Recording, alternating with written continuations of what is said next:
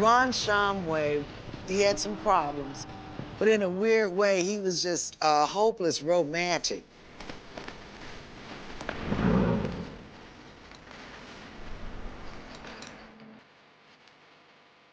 When Ronnie found a cowboy, nothing was quite what it seemed.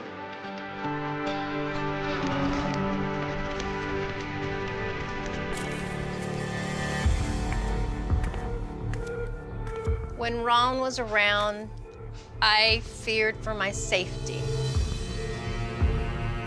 He just wasn't happy unless he was hurting someone. This could have been a perfect crime. He saw an opportunity and he took it. A realtor bought this house and found what appears to be human remains. I'm thinking to myself, how did I buy a house with a dead body in the backyard? Before I knew it, he just came at me and was trying to strangle me. Sometimes you gotta think like a monster to catch a monster. What is your emergency? Hi, I'm rehabbing a house over here in Winnetka Heights, and I'm finding some bones. I don't know if it's an animal, but they're quite large, and I'm hoping it's not a person. But I need to have somebody come and look at this. My name is Esteban Montenegro. I'm a detective with Dallas Police. I've been a police officer for the last 27 years, and I've been a homicide detective for the last 12. Human remains found in Oak Cliff. Dallas police say a work crew found the remains at a home on Winnetka near Kings Highway this afternoon. A homicide investigator is working the case now, and as soon as we learn more, we will pass it on to you. When going to any crime scene, it's important not to assume anything until all the evidence is collected and we get to see what we have. Well, hey guys, you can see the police activity here right now. This is the house that they are focused on. A realtor bought this house and found what appears to be human remains. Now, they are located along the side of the house behind the fence here. Chopper 11. My name is Rudy Cortez. I've been living here for nearly 40 years. I came to this spot here and I could see crime scene vans all up and down this alleyway right here. The Dallas Police Homicide Unit is out here too, investigating who or what this could be and how long a body has been here. As soon as I exited my car, I smelled this odor of decomposition coming from somewhere in the backyard of this house. As I approached the backyard, the smell got stronger. The body was on the corner of the house in a cement enclosure. There was a black bag, and what you can see was bones coming from the bag. The key to finding out who the victim was and who done this crime was to find out who was living at the house at the time. Police officers came over here and asked me questions. They're like, do you know the person that lives there? I'm like, yeah, of course. That's when we first learned the name, Ronald Shumway. Yeah, you know, the Dallas County Medical Examiner tonight still could not say definitively that it was, in fact, a human body found on just the other side of this fence. But neighbors say they have seen so many crazy things here that it really wouldn't surprise them.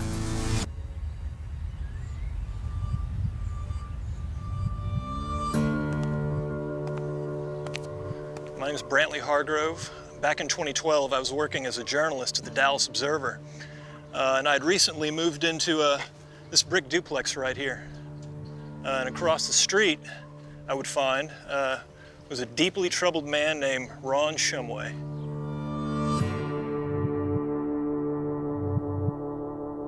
Ron would he'd stand out on his lawn and just scream out at the neighborhood, at anybody who was around. Vicious tirades, racist language, homophobic language, anti-Semitic language. I'd never seen anything like it. Just this ambient rage that he was spewing out onto the street.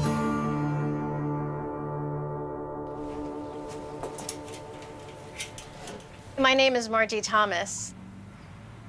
I'm sitting here at my old house right across the street from Ron Shumway's house.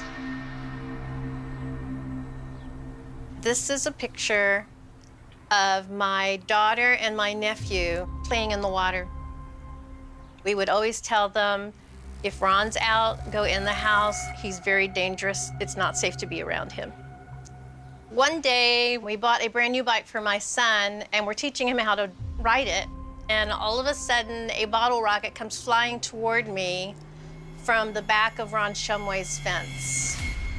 My mother would go to work, and he would come out just to scream at her, and he would like call her a just hateful things. He would march up and down the alleyway dragging the ladder or banging a trash can. The fact that people wouldn't maintain their yards upset him a lot. He'd come over here and tell me, hey, when are you gonna cut your grass? I'm like, when I get a chance, you know, give me a break. He also hated people that didn't put their trash in the right spots.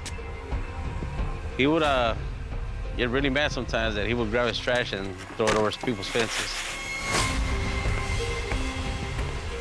He seemed very violent. He even attempted to run over a friend of mine. He was just a mean, angry, evil person. He just wasn't happy unless he was hurting someone. He worked for Dallas Area Rapid Transit as a bus driver, which was surprising and honestly fairly alarming. Ron seemed like such a volatile person. I would never want to be on a bus that he was driving.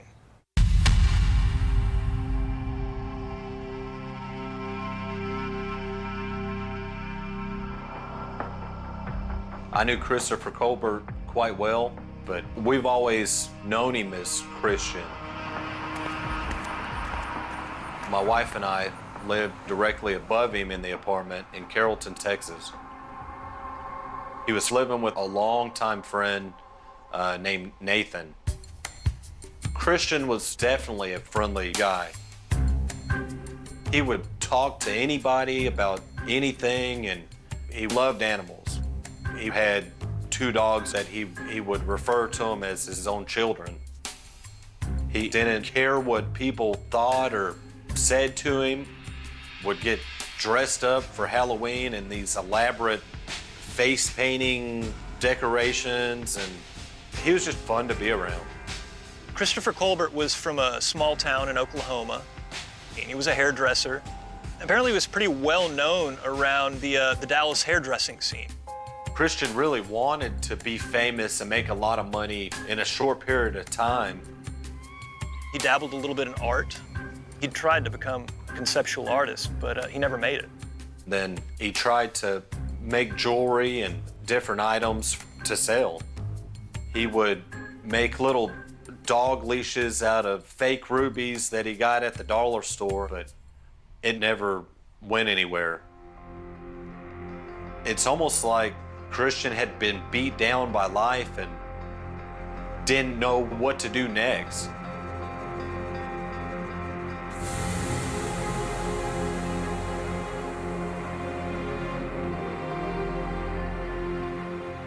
This was a big problem for Christian because Christian knew that he wasn't going to be able to pay the rent.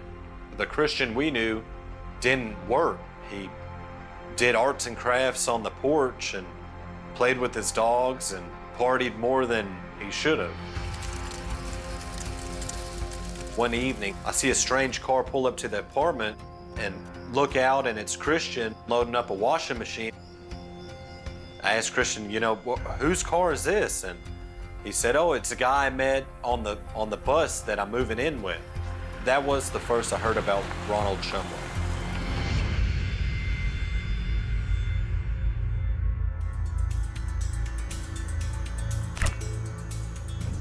Christian was a kind-hearted person.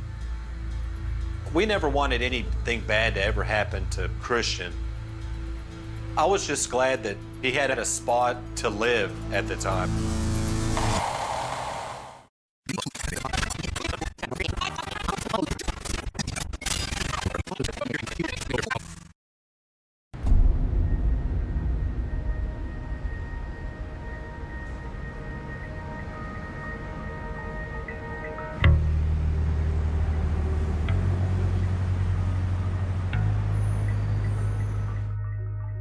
A few weeks after Christian moved to Shumway's residence, I spoke with Christian on the phone and asked him how everything was going, and he said fine, except that Shumway enjoys drinking liquor, and whenever he does, he gets mean and angry, kind of out of nowhere.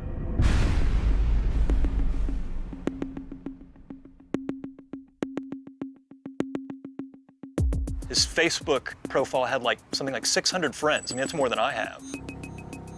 He was extraordinarily active on Twitter, replete with fairly pornographic images. So the Ron Shumway I knew was this unbelievably hostile presence on the street. And it seemed like there was this completely other Ron Shumway that existed online. This guy who had tons of friends.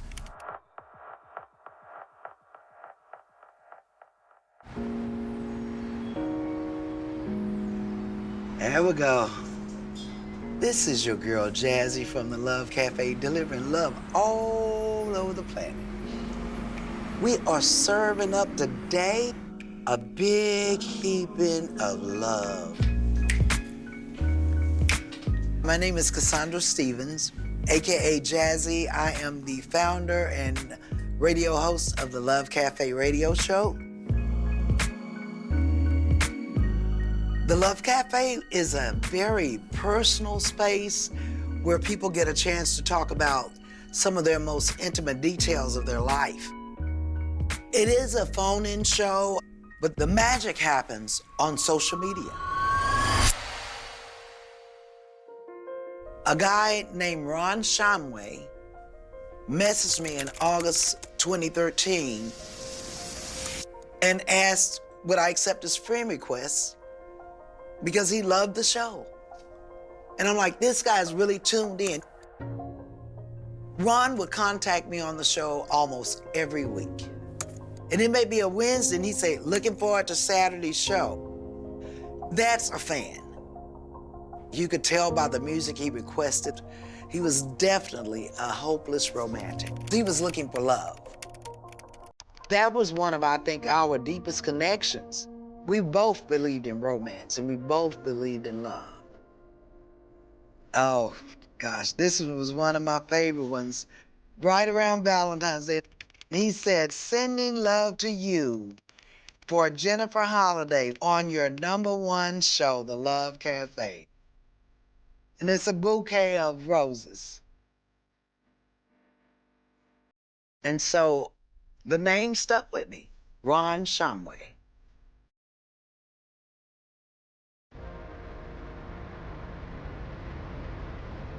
I met Ronald Shumway on Facebook back in 2014. We liked the same stuff, like for us, football, basketball, just sports in general. That's how we clicked. Ronnie was very funny, had people laughing. We would talk every day. At that time, he was my family, and I considered him as my big brother.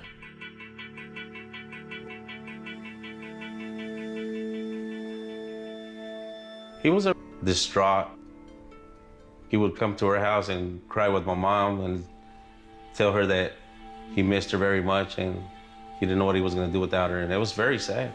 It hurt us all a lot. He talked about how much he loved his mom and he was lonely. In fact, I found out he was pretty much a loner. I never heard of him talking about going out to eat or spending time with friends.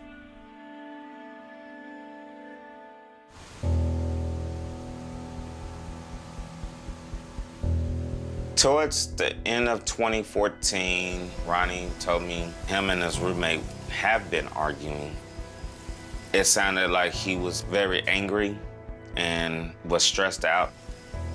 His roommate wasn't paying his portion of the rent, the electric bill, gas, water. I'm like, okay, you might as well just kick his ass out. There's no way Christian ever had any money to pay rent. For him to get by, he would steal items from one store and go return them to get gift cards to buy larger things he needed.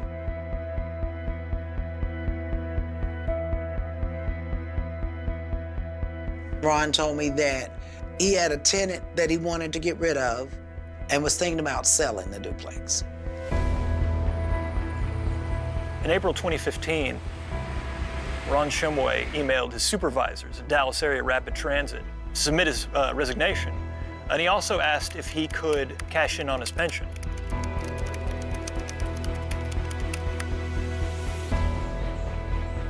And in June 2015, it seemed as though Ron were trying to sell the house, and for a lot less than I would expect a house in that neighborhood to go for. We noticed that the yard started getting dirty, and there was no more noise in the alley and no more music. My first instinct was that Ronald got sick and maybe he was in the hospital.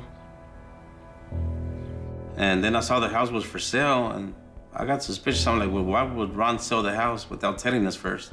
Because he told us everything.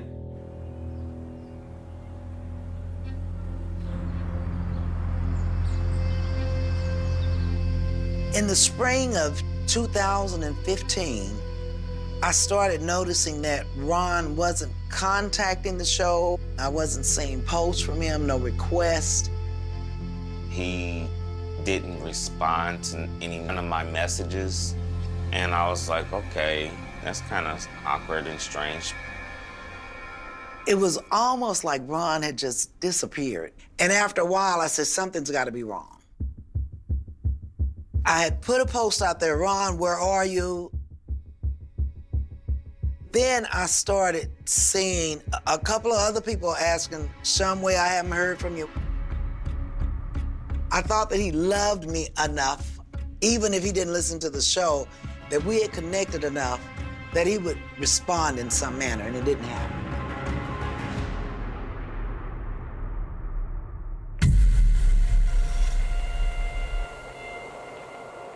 And then I started seeing these posts about, found me a cowboy,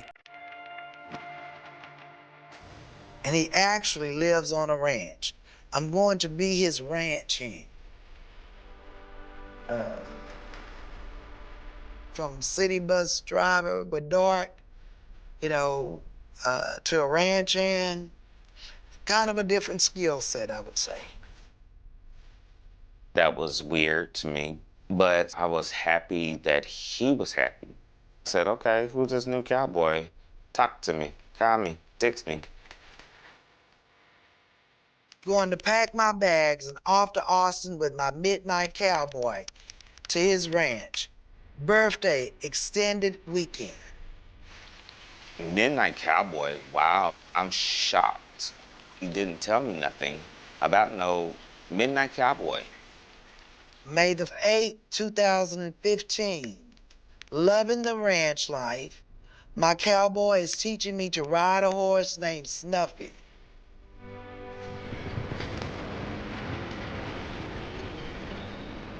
It was like, Lone Ranger running off into the sunset. And when I read that, and I'm just like, I can't visualize Dart driving, Anita Baker loving, Luther Vandross loving, farm guy. I did not see him as going out there with a Stetson hat riding a horse and baling hay. I just didn't see him. He never asked me to play a country song in his whole life.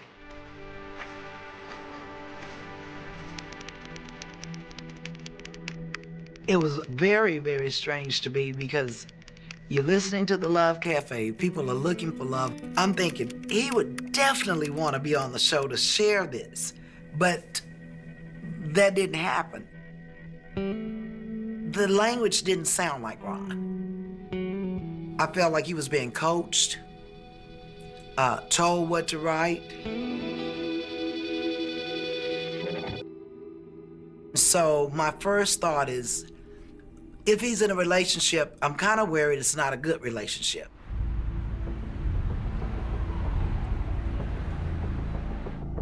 I was so excited.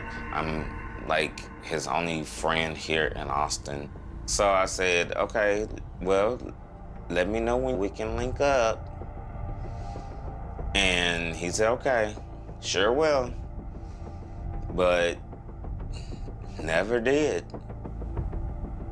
When it came to my birthday in June, he usually would say happy birthday to me every year, but there was no messages from him. So that's when I figured something was really wrong. And then after days and days, I finally got a message from Ron.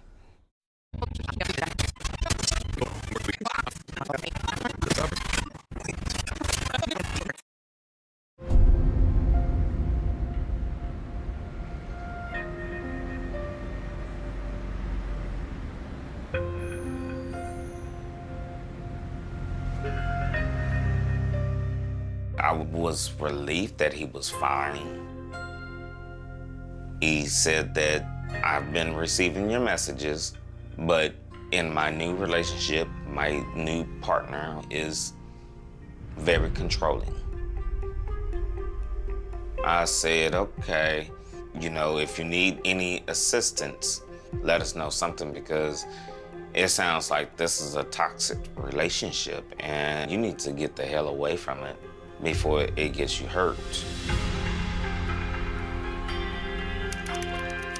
Then I started receiving texts and messages like the memes of our favorite teams. So I said to myself, okay, he's back to himself again.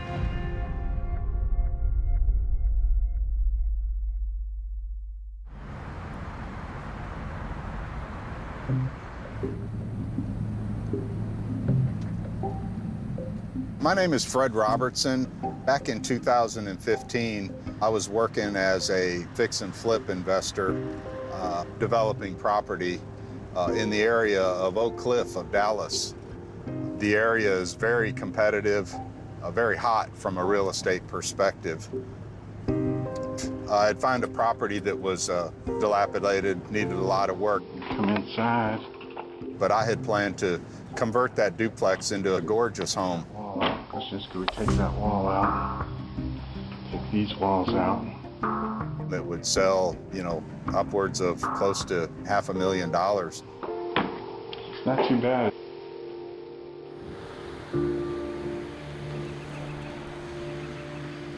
We were 3 weeks into the process, and, you know, I just noticed this smell. All the neighbors were asking what it was. I don't know how you access it. It's kind of goofy. You could literally smell it half a block away. It was terrible. So I started, you know, getting really curious. Okay, where was this coming from? When I got on the left side of the house towards the backyard, the smell got really strong, and there was a big box, and it had a huge pile of leaves on it. I said, oh, yeah, probably some animal crawled down into that compost pile and died. And, you know, I told the crew, look, we got to get that out of here today.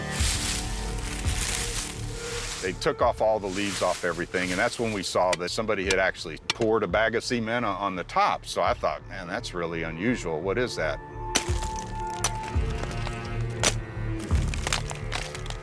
You know, after a few minutes of breaking concrete, what we saw was a black plastic bag. A gentleman named Charles grabs the bag with the pickaxe and pulls it and rips it, and this bone comes flying out, and it lands right at my feet, right? And I'm like looking at this bone, and I was like, okay, what kind of animal is this, right? And I'm like, is this a dog? And then finally, it dawned on me that this was no animal bone. This was a human rib. I was in disbelief, you know, just total disbelief. I'm thinking to myself, man, of all the houses I could have bought, how did I buy a house with a dead body in the backyard? You know, I just could not believe it. Property records show realtor Fred Robertson bought the home this summer. The previous owner was often causing trouble. Sometime over the last year, neighbors say he disappeared. The medical examiner's office is investigating to determine who or what was buried behind the home. At this point, I didn't know if it was a male or a female. All we know, it was a body buried in the backyard. We didn't know if it showed any signs of homicidal violence.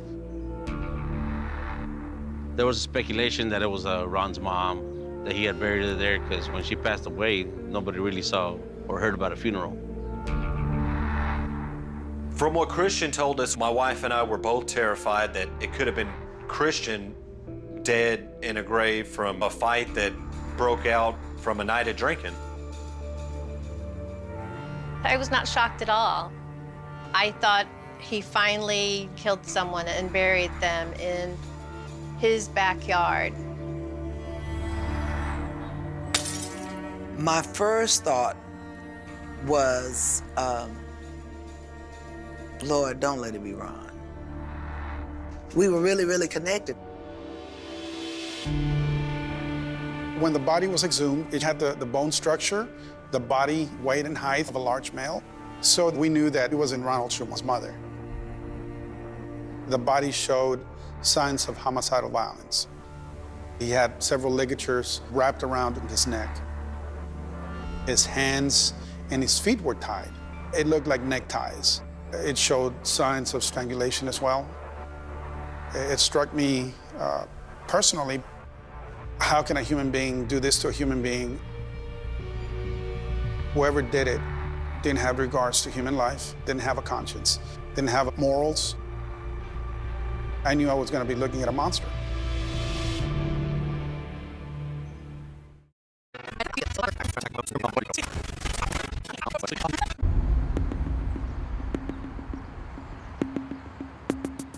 At this stage in the investigation, conclusively, I didn't know where Ronald Schumoy was or where Christopher Colbert was.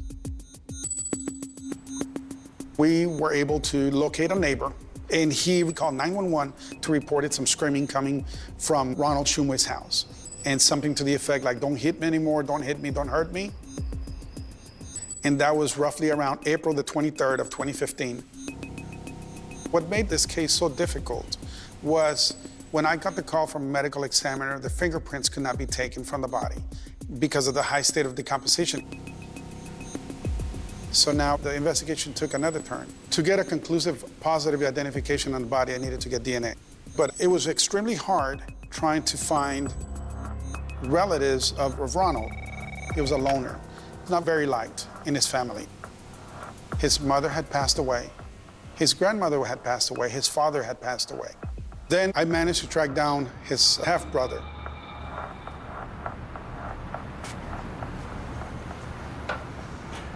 To help the police investigate it.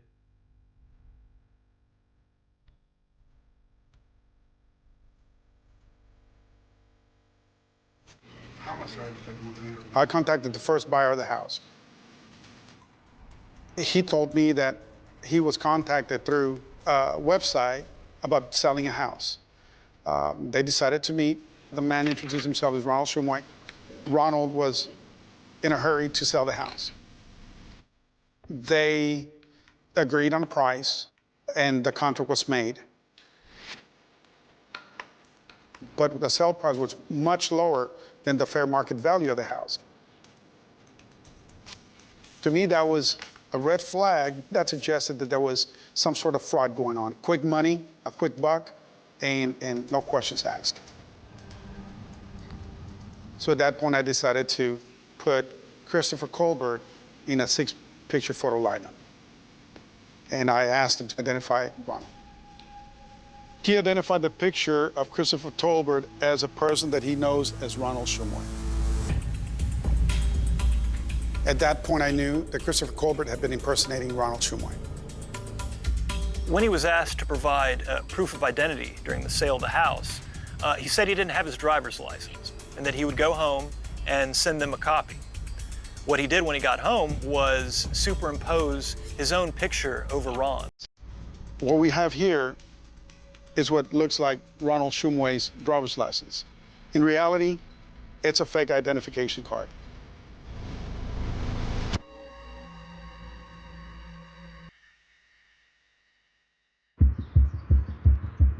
I learned that several items were bought at Home Depot. Back in April, cement, wire mesh, construction equipment, and Ronald Shumway's cart was used. At this point, I didn't know if it was Ronald Shumway that bought these items or Christopher Colbert. However, there was several ATMs that provided video footage of Christopher Colbert withdrawing money with the credit card of Ronald Shumway.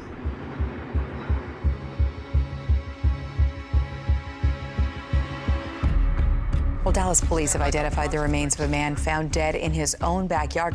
DNA tests confirmed the body belonged to Shumway. He was last seen back in April. Police now say they believe Christopher Colbert pretended to be the dead man, Ronald Shumway, and sold the place for $130,000. The police are investigating the death as a homicide and are hunting for Colbert. When they identified the body, I cried. I really did. Because it was like, you know, somebody had taken my brother. So I did, I cried. I was devastated. Why would someone murder such a sweet, kind-hearted person?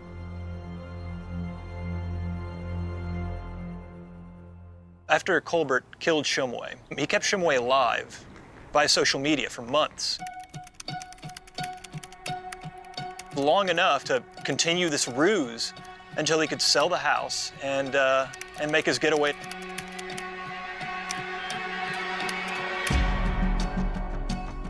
When I saw that these messages were being written by another man, I felt tricked, conned. I was like, huh? What the hell? I'm like, how can a dead person send me a message? I felt embarrassed. I felt like horrible. Like, who in the I'm talking to right now? For the local media, it started out as an enticing mystery, and then it became, you know, a manhunt. Although we were tracking Christopher Colbert through the various withdrawals that he was making all around the nation, I couldn't pinpoint where he was from one day to another. Then I got a call from a casino in Oklahoma. I was informed that a man attempting to cash $20 bills for larger denominations had passed $20,000 to the cashier. When that person was asked to identify himself, he provided a driver's license of Ronald Shumway.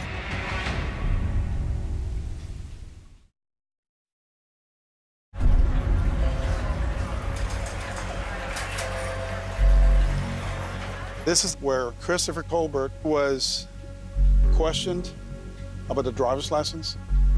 At that point, Christopher took off running out of the casino and left the money behind. He was trying to clean the money by exchanging it to larger bills, that he could say, I won that in a casino. At that point, I found out that he left the Oklahoma area, and we learned through social media that he was in Los Angeles, California, where he was arrested. Myself and another detective flew to California to interview him. I was a little bit worried. You doing okay? I'm all right. I'm Detective Montenegro. Because I needed a confession. All I had at this point was very circumstantial evidence. I needed him to tell me what happened. How do you spell your last name, sir? C-O-L-B-E-R-T. How do you make your living? I'm an artist and I make dog leashes that are designer. So you have the same passion that I do. I love dogs. My process was to make sure that I was Christopher Colbert's friend and that I understood that I could have done the same thing, because Ronald was this monster and very aggressive person that nobody liked. Have you had any contact with Mr. Shumway in the last year, 2 years? No.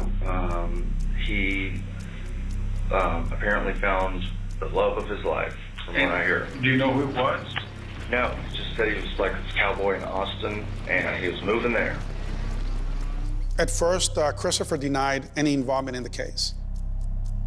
How can I get a hold of Mr. Ronald Shumway? I don't know. I don't have his number anymore. Don't know where he is in Austin. So, Well, would it surprise you if I tell you that Ronald is dead? yes. Okay. You're doing great, okay? Mr. Colbert, I think you need to do better than that. What happened to Ron? Ronald's dead. Ronald was buried in his own backyard. What? Then I confronted him with the facts that I knew.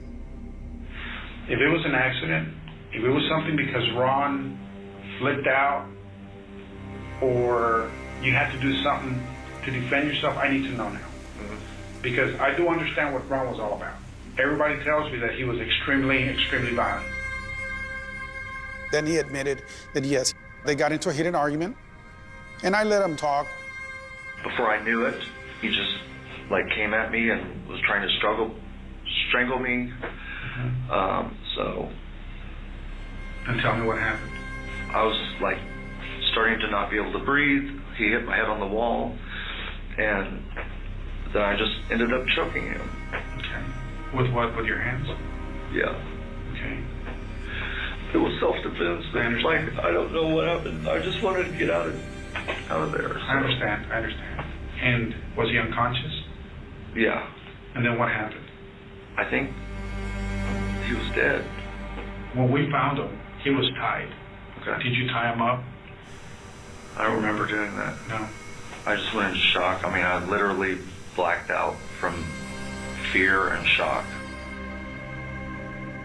Christopher told me half of the story, but I had more than enough evidence to charge him with murder. I'm not getting out of here anytime soon, am I? Yes, sir. Sometimes you gotta think like a monster to catch a monster. Sometimes you gotta make a suspect your friend, and that's what happened here. I used Ronald's history against Tolbert, and it worked out. Christopher Colbert's claim of self-defense strikes me as especially with what transpired after he murdered my brother. I think Christopher was a monster that he saw. He was alone. He had a house. And I'm sure Christopher knew how much that house was worth. He saw an opportunity, and he took it.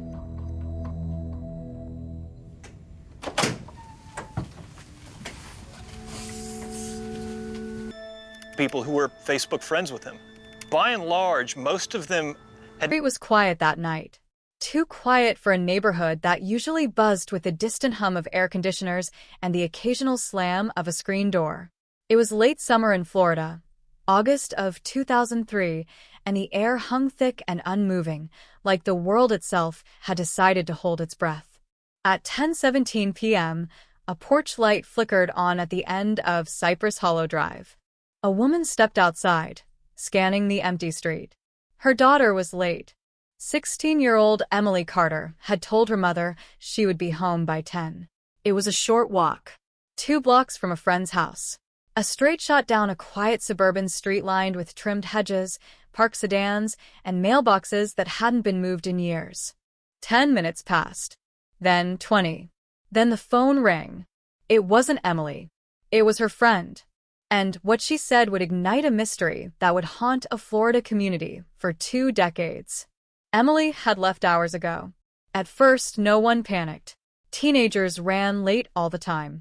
Maybe she stopped to talk to someone. Maybe she decided to walk through the park. Maybe her phone battery died. But by midnight, the calm had evaporated. Emily's mother called the police. And by 1:12 a.m., patrol cars rolled slowly down Cypress Hollow Drive, headlights cutting through the humid darkness, illuminating quiet lawns and shuttered windows. A search began. Officers retraced the path Emily should have taken home. 2 blocks, 6 houses, 1 small intersection. They found nothing. No dropped phone. No shoe. No sign of a struggle. Just the stillness of a neighborhood that looked perfectly normal on the surface. But something had happened here. Something violent. Something fast. And someone in that quiet row of homes knew exactly what it was. By sunrise, the case exploded across local news. Florida teen missing. Community shaken. Search underway. Neighbors gathered outside yellow police tape, whispering in tight circles, replaying every small detail they could remember. Had anyone seen a car? Heard a scream? Noticed someone unfamiliar? One neighbor thought they heard a car door slam around 9:50 p.m. Another remembered headlights idling near the intersection. But in the fog of memory and fear, nothing was clear. Emily Carter had simply vanished, and the clock had started ticking. Search teams flooded the area. Volunteers combed drainage ditches. Police dogs tracked Emily's scent for nearly half a mile before it vanished abruptly near a narrow side street. The trail didn't fade.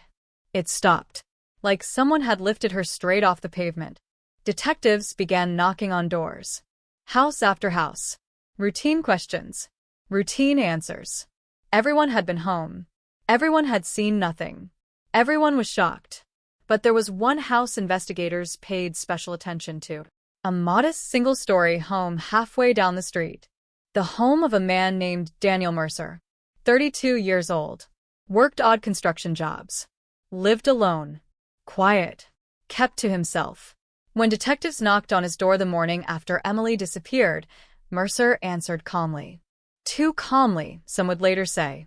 He said he had been home all evening, watching television, drinking beer. He hadn't seen Emily. Hadn't heard anything unusual. Hadn't even known she was missing until police knocked. It was a clean answer. Simple. Unremarkable. But investigators noticed something strange. Mercer had been watching the news when they arrived. The story about Emily had only just begun airing minutes earlier.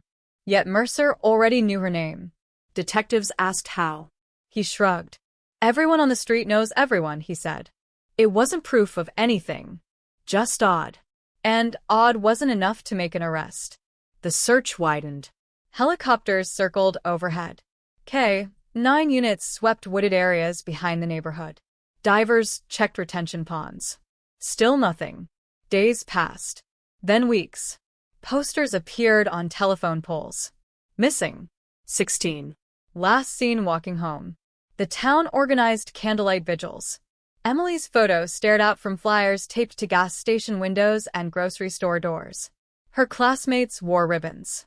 Local reporters stood outside the Carter home every evening, delivering updates that never seemed to change. No new leads. Investigation ongoing. Community hopes fading. Behind the scenes, detectives worked relentlessly.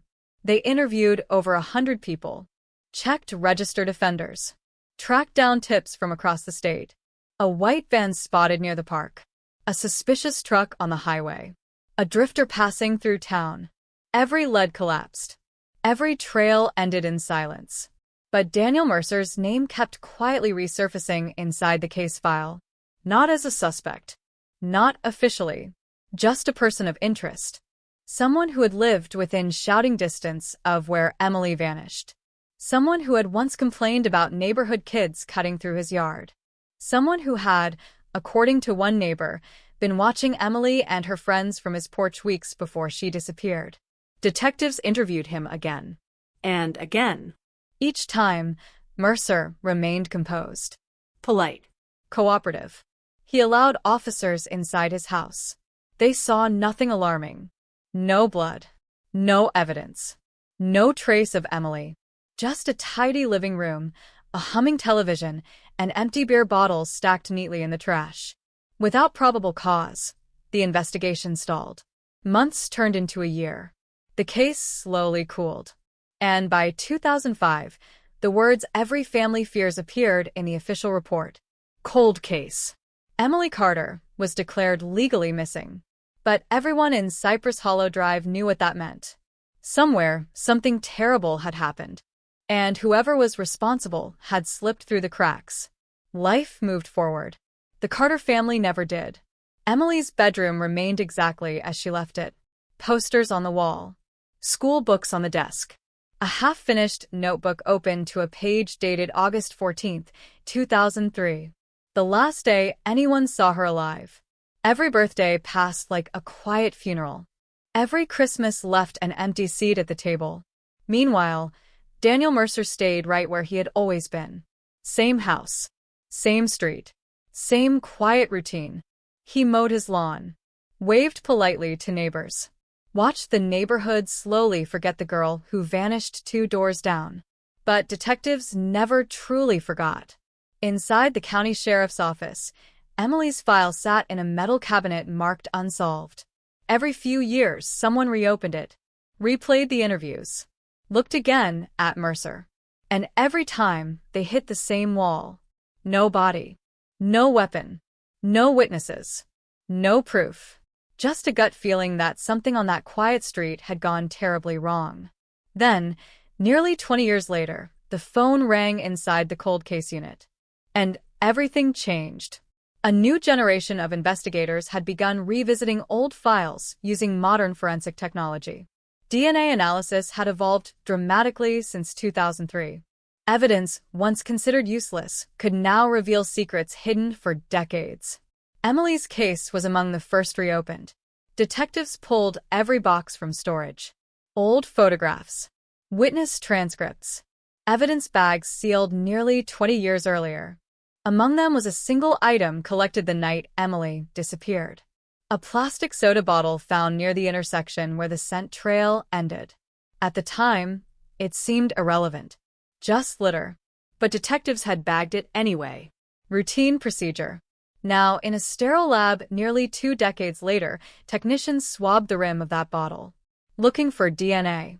What they found would send shockwaves through the case. Because mixed within the genetic material was a partial profile. Male. Unknown. But when investigators ran the profile through a modern forensic genealogy database, a distant match appeared. Not the suspect himself, but a relative, a distant cousin. And the family name tied to that genetic thread led investigators somewhere chillingly familiar.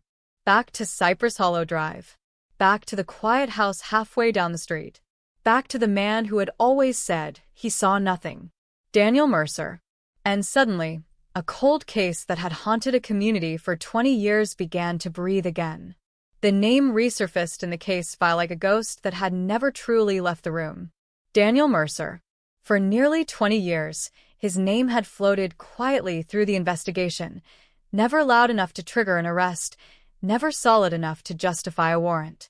Just a shadow at the edge of every theory, every timeline, every uneasy conversation detectives had held about the night Emily Carter disappeared.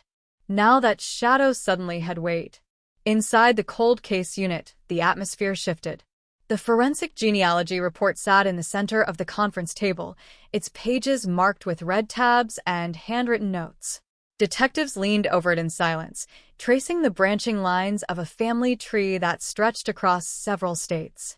The partial DNA from the soda bottle didn't match anyone in the National Criminal Database. That wasn't unusual. Many offenders had never been arrested before. But the genealogy search had found something else. Distant relatives who had voluntarily uploaded their DNA to public ancestry platforms. Cousins. Second cousins. A family cluster. And every branch pointed toward the same surname. Mercer. Detective Laura Ramirez tapped the paper with a pen. "This doesn't prove it's him," she said. No one disagreed. But the coincidence was impossible to ignore. The bottle had been found exactly where Emily's scent trail vanished in 2003, right at the corner where the quiet sidewalk met the narrow side street. The place where search dogs had circled and whined before abruptly losing the track. If the DNA belonged to someone in the Mercer family, that meant someone related to Daniel Mercer had been standing there that night, or drinking from that bottle, or waiting. Detectives pulled Mercer's old interviews from the archive. 3 recorded sessions. They played them again, this time with fresh ears. Mercer's voice came through the speakers calm, almost relaxed. He answered questions without hesitation. He didn't stumble. He didn't contradict himself. He stuck to the same story every time. He had been home, watching television, alone. But the longer investigators listened, the more something felt off. In the first interview, conducted the morning after Emily vanished, Mercer had said he went to bed around 10:30 p.m. In the second interview, 6 months later, he said he stayed up until nearly midnight watching a late-night movie. The discrepancy was small, but it was there. In another moment, Mercer described hearing police cars pass his house around midnight.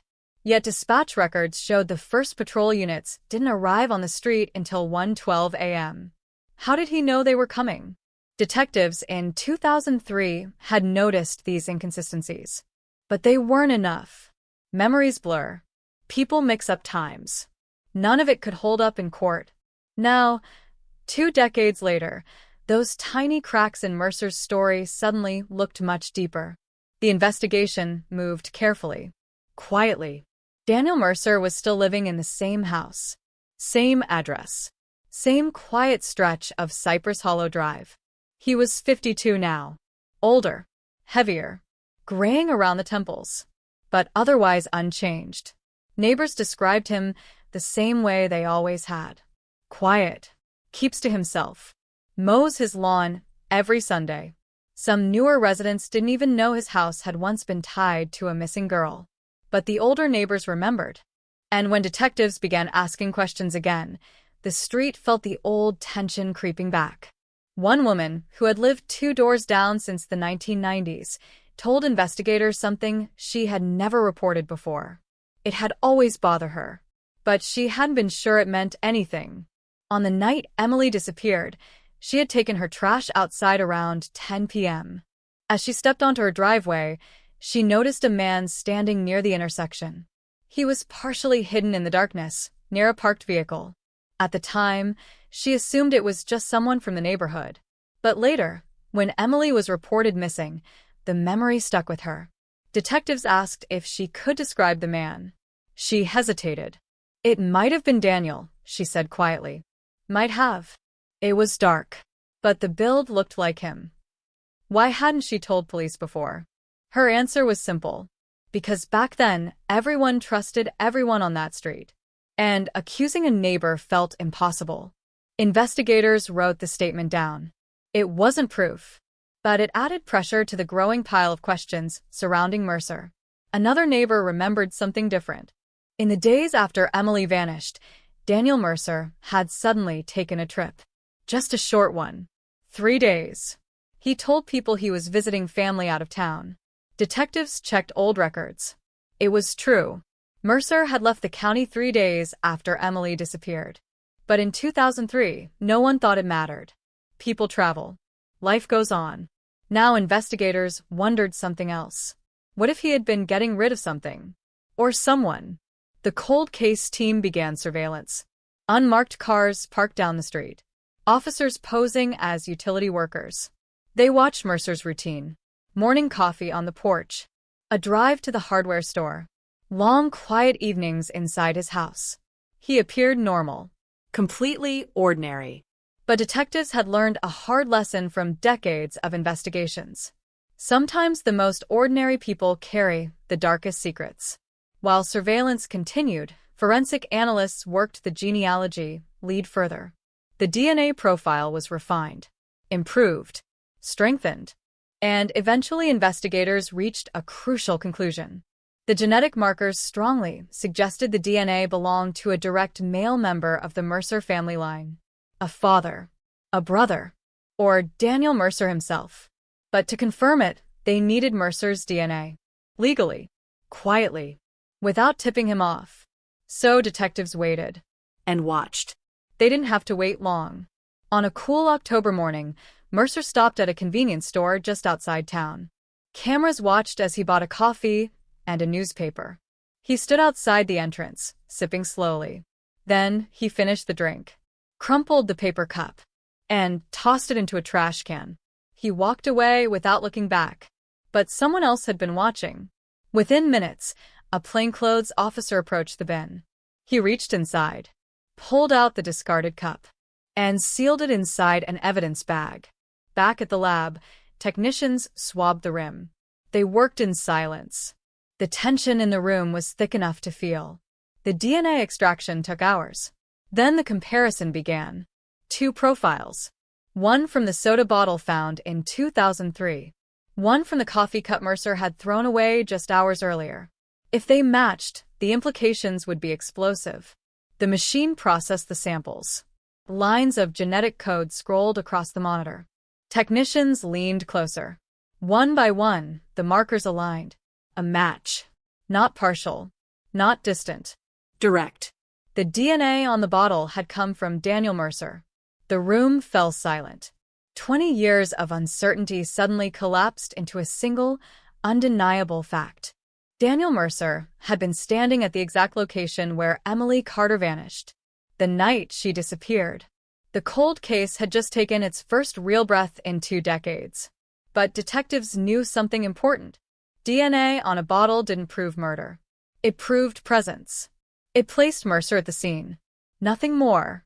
For a prosecutor to file charges, they needed more. They needed a story, a timeline, a crack in Mercer's carefully maintained calm. So investigators prepared the next move. An interview. The first direct conversation with Daniel Mercer in nearly 20 years. This time, the questions would be different. This time, they had something he couldn't explain away. And somewhere behind the quiet walls of that house on Cypress Hollow Drive, the man who had lived peacefully beside a mystery for 2 decades had no idea the past was about to knock on his door again. Morning sunlight spilled across Cypress Hollow Drive, washing the quiet street in a calm that felt almost unreal. The same lawns, the same sidewalks, the same row of mailboxes that had stood there unchanged since 2003. To anyone passing through, it looked like the safest neighborhood in Florida, a place where nothing terrible had ever happened. But detectives sitting inside an unmarked sedan across the street knew better. Inside the folder on Detective Ramirez's lap was the lab report confirming what investigators had suspected for nearly 20 years. Daniel Mercer's DNA. On the soda bottle, at the exact corner where 16-year-old Emily Carter had vanished. The evidence didn't scream guilt. Not yet. But it whispered something far more dangerous. Daniel Mercer had lied. For 2 decades, he had insisted he was home that night, watching television, drinking beer, alone. But the DNA told a different story. At some point that night, Mercer had been standing at the intersection where Emily disappeared. And that meant one thing. His alibi had just collapsed. Ramirez closed the folder and looked through the windshield at Mercer's house. Curtains drawn. No movement inside. He doesn't know yet, her partner, Detective Colin Shaw, said quietly. No, Ramirez replied. But he's about to. The plan was simple. No accusations. No threats. Just a conversation. Investigators wanted Mercer to talk, because after 20 years, people rarely remember their lies as clearly as they remember the truth. By late afternoon, 2 detectives walked up the narrow concrete path leading to Mercer's front door. The same path officers had walked in 2003. The same door that had opened to the same calm face. Shaw knocked. Inside the house, footsteps approached slowly. The door opened. Daniel Mercer stood there in a faded gray t-shirt, reading glasses hanging from the collar. His hair had thinned, his face lined with age, but his expression was instantly recognizable. Neutral, controlled, almost indifferent. For a moment, Mercer simply stared at them. And then something subtle passed across his eyes. Recognition. Afternoon, Shaw said evenly. Daniel Mercer? Mercer nodded once. We're with the county sheriff's office. We'd like to talk with you for a few minutes. Silence hung between them. Mercer looked past the detectives, scanning the street. Old habit, perhaps. Or instinct. Then he shrugged lightly. Sure, he said. Come in. The interior of Mercer's house smelled faintly of stale coffee and furniture polish. It looked almost identical to the photos investigators had taken 2 decades earlier. Same worn couch. Same wooden coffee table. A different television, larger and newer, but placed in the exact same spot. Mercer gestured for them to sit. You guys digging up old bones again? He asked casually. Ramirez met his eyes. We're reviewing some old cases, she said. Mercer smiled faintly. Let me guess. Emily Carter. The way he said her name made the room feel colder. Yes, Shaw said. Mercer leaned back in his chair. Terrible thing, he said. Always wondered what happened to that girl. Ramirez watched him carefully. You knew Emily? Not really, Mercer said. Just neighborhood kids running around. Saw them riding bikes sometimes. You remember the night she disappeared? Mercer nodded slowly. Yeah. Police came knocking. Whole street went crazy after that. Shaw opened a small notebook. Back then you told detectives you were home all night. That's right. Watching television. Yep. Alone. Mercer shrugged again. Same thing I told you guys 20 years ago. Ramirez leaned forward slightly. Daniel, do you remember leaving the house that night? Mercer's expression didn't change. No. You didn't step outside? Nope. You didn't walk down the street? No. Ramirez reached into her folder and placed a photograph on the table. The soda bottle, bagged and labeled from the original evidence collection. Mercer looked at it. For the first time, his eyes lingered a fraction too long. You recognize this? Ramirez asked. He shook his head. Looks like trash. It was found at the corner of Cypress Hollow and Maple Street, Shaw said. Mercer shrugged. People litter. Ramirez slid another paper across the table. The DNA report. Mercer didn't touch it, but his gaze dropped to the page. This bottle was collected the night Emily disappeared, Ramirez said quietly. Still no reaction. Then she added the words that would shatter 20 years of calm. Your DNA is on it. The silence that followed felt heavy. Mercer's fingers stopped moving. For a moment he said nothing. Then he leaned back in his chair and exhaled slowly. That's impossible. Shaw kept his voice calm. Lab confirmed it. Mercer rubbed his jaw. Well, he said after a pause, I guess I must have walked down there earlier that day or something. Ramirez didn't blink. Earlier that day? Yeah. Maybe I took a walk. That's interesting, Shaw said. Why? Because you told detectives you never left the house. Mercer's eyes narrowed slightly. 20 years ago, he said. You expect me to remember every step I took that day? Ramirez watched him carefully. Memory lapses were normal, but Mercer's calmness felt practiced. Too smooth. Too controlled. Daniel, she said, we're just trying to understand what happened that night. Mercer folded his arms. I already told you what happened. I was home. But your DNA places you at the intersection, Shaw said. Mercer shrugged again. Maybe I went for a walk. Near 10 o'clock at night? Another pause. Mercer leaned forward slightly now, voice tightening. Look, are you accusing me of something? No, Ramirez said evenly. We're asking questions. Mercer stared at the table. Then he laughed softly. You know what I think, he said. I think you guys have been staring at that old case for too long. Now you're seeing ghosts. Ramirez held his gaze. Emily Carter disappeared less than 100 yards from your house. That's not my fault. You were the last known adult living near where her trail ended. Still not my fault. And now we have your DNA at the exact spot.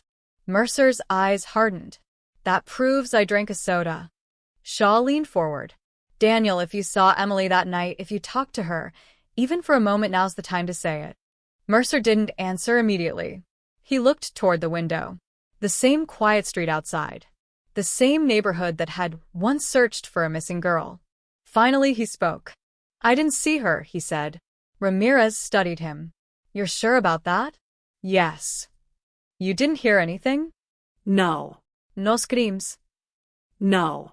No car door? No. Shaw closed his notebook. All right. The detectives stood. Mercer watched them carefully now. Are we done? He asked. For now, Ramirez said. They walked to the door. Mercer followed. Just before stepping outside, Ramirez turned back. One more thing, Daniel. He raised an eyebrow. We're reopening Emily Carter's case. Mercer said nothing. And we're not going away this time. For the first time since the conversation began, something flickered across Mercer's face. Not fear, not panic, but something colder, something calculating. The detectives stepped onto the porch and walked back toward their car. Behind them, Mercer remained standing in the doorway, watching, waiting. And somewhere deep inside the investigation that had slept for 20 years, a quiet realization began to settle over the detectives now driving away from Cypress Hollow Drive. Daniel Mercer had just been confronted with evidence tying him to the scene. And yet he hadn't broken. He hadn't panicked. He hadn't even seemed surprised, which meant one chilling possibility was beginning to form in the minds of everyone inside the cold case unit. If Daniel Mercer had been involved in what happened to Emily Carter, then he had spent the last 20 years preparing for this exact moment. Evening settled slowly over Cypress Hollow Drive, the same way it had thousands of times before. Streetlights flickered on one by one, casting pale yellow circles across the pavement. Crickets filled the humid air with a steady chorus, and somewhere in the distance a dog barked once, then fell silent. Inside the unmarked sedan parked 2 blocks away, Detective Laura Ramirez watched Daniel Mercer's house through a pair of binoculars. Nothing moved. The porch light glowed softly above the front door. Curtains remained closed. From the outside, Mercer's house looked like any other home in the neighborhood. But inside the sheriff's office that night, the mood surrounding his name had changed completely. The interview had confirmed what investigators suspected. Daniel Mercer was lying. Not clumsily, not carelessly, but deliberately.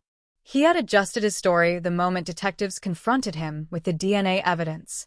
First denying he ever left the house, then suddenly suggesting he might have taken a walk that night after all. It was subtle, but experienced investigators recognized the shift immediately. Mercer was adapting, and people only adapt when the truth threatens them. Back at the cold case unit, a whiteboard filled slowly with timelines, arrows, and photographs. Emily Carter's photo sat at the center. 16 years old, bright smile, brown hair pulled loosely behind her shoulders. Last seen August 14, 2003. A simple walk home. 2 blocks. 10 minutes. Gone forever. Around her photo, detectives began reconstructing the night piece by piece. 9:30 p.m. Emily leaves her friend's house. 9:47 p.m. Neighbor hears a car door slam near the intersection. 9:50 p.m. Another neighbor sees a man standing in the shadows. 10 p.m. Emily never arrives home. And now a new piece of evidence. Daniel Mercer's DNA. On a bottle found exactly where Emily's scent trail ended. Detective Colin Shaw stared at the board. Either he was there, he said quietly, or someone planted that bottle. Ramirez shook her head.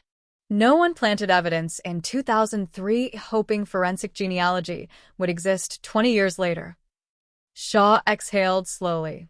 Then Mercer was standing at that corner. Which means, Ramirez said, his story is a lie. But proving a lie was only the beginning. What investigators needed now was something far more powerful. A connection. Something linking Mercer directly to Emily. They began digging through old reports again. School records, phone logs, witness interviews. Anything that might reveal whether Mercer had known Emily better than he claimed. At first, nothing stood out.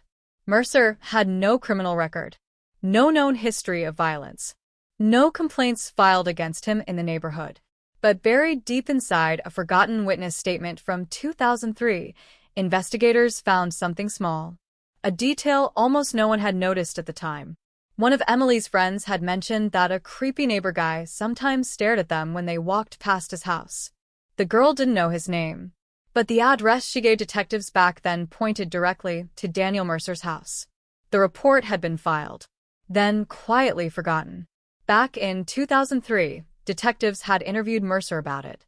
He brushed it off, said he liked sitting on his porch in the evenings, said kids sometimes walked by, said he barely paid attention. Without proof of harassment or contact, the lead went nowhere. But now, in 2023, the context felt very different. Ramirez circled the note on the board. He was watching them, she said. Shaw nodded. Watching Emily. If Mercer had been paying attention to the girls in the neighborhood, that meant he likely knew their routines. When they walked home, which routes they took, when they were alone, and the night Emily disappeared, Mercer had been standing exactly where she would have passed. The possibility hung in the room like a storm cloud. Predator. Patient. Waiting.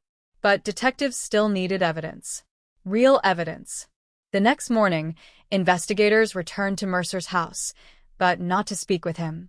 This time they were interested in the property itself. The backyard stretched into a narrow patch of overgrown trees that bordered a drainage canal.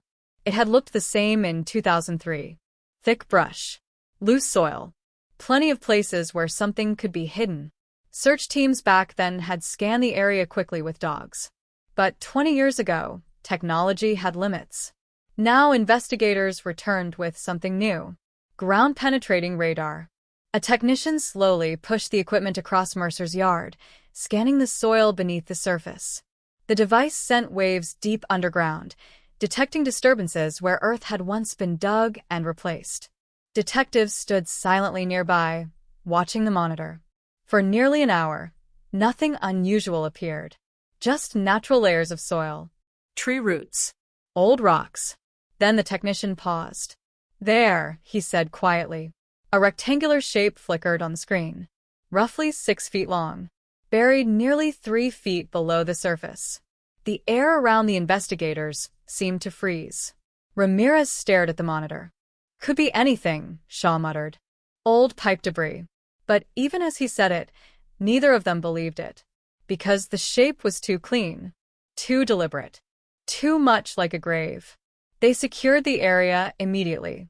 Within hours, a search warrant arrived. For the first time in 20 years, investigators were about to dig beneath Daniel Mercer's property. Mercer himself watched from his front porch as crime scene technicians placed markers across his backyard. His face revealed almost nothing. But neighbors noticed something unusual. He didn't come outside to argue. He didn't shout. He didn't demand explanations. He simply stood there, silent, watching. The digging began just after noon. Shovels cut into the soil carefully, layer by layer. Dirt piled beside the growing hole. The neighborhood gathered quietly behind police tape. People who had lived there for decades. People who still remembered Emily's missing posters fluttering in the summer heat. As the hole deepened, the tension thickened. 1 foot down, 2 feet, 3. Then a shovel struck something solid. The sound echoed sharply. Metal. The technician brushed dirt away carefully. A rusted object slowly emerged from the soil. Not a coffin, not a body. A metal storage container, about the size of a large toolbox. The lid had corroded badly, but it remained sealed. Detectives exchanged a look. Carefully, the technician lifted it from the hole and placed it on a plastic sheet. The crowd behind the tape leaned forward. Even the officers holding the perimeter seemed to hold their breath. Ramirez crouched beside the container. "Open it," she said. The technician pried the lid slowly. It creaked as rust cracked along the hinges. Then the top lifted. Inside the box lay several objects wrapped in plastic. Old clothing, a faded backpack, and something else. Something that made the technician freeze. Ramirez leaned closer. The backpack was pink, weathered by years underground, but still recognizable. Inside the Carter family home, detectives had photographs of Emily's belongings taken the day she vanished. One of them showed a pink backpack she often carried when visiting friends. Ramirez felt her chest tighten. "Careful," she whispered. The technician gently lifted the bag from the container. Mud flaked from the surface. The zipper was stiff but intact. He pulled it open slowly. Inside were school notebooks, a hairbrush, a small keychain, and a driver's permit issued in 2003. The name printed on it made the entire scene fall silent. Emily Carter. Across the yard, Daniel Mercer was still standing on his porch, watching. And as the truth finally began clawing its way out of the ground beneath his property, the quiet neighborhood of Cypress Hollow Drive felt something it hadn't felt in 20 years. The past had just surfaced, and it was darker than anyone had imagined. The moment the name on the driver's permit became clear, the air in Daniel Mercer's backyard changed. Emily Carter. For 20 years, investigators had chased rumors, theories, fragments of memory that never quite fit together. 20 years of searching empty woods, dredging ponds, revisiting witness statements that led nowhere. And now, buried beneath the soil behind the quiet house halfway down Cypress Hollow Drive, something real had surfaced. Detective Ramirez stared at the pink backpack resting on the plastic evidence sheet. The plastic wrapping had preserved it remarkably well. The fabric was damp and stained with soil, but the shape was unmistakable. One of the side pockets still held a crumpled pack of gum. A small silver charm dangled from the zipper, an old heart-shaped trinket with tiny rhinestones. In the Carter family home, photographs of Emily's room still hung on the walls. Investigators had seen that charm before. There was no doubt. This was Emily's backpack. Ramirez stood slowly, her eyes drifting toward the front porch. Daniel Mercer had not moved. He stood exactly where he had been when the digging started, arms folded loosely across his chest. Watching.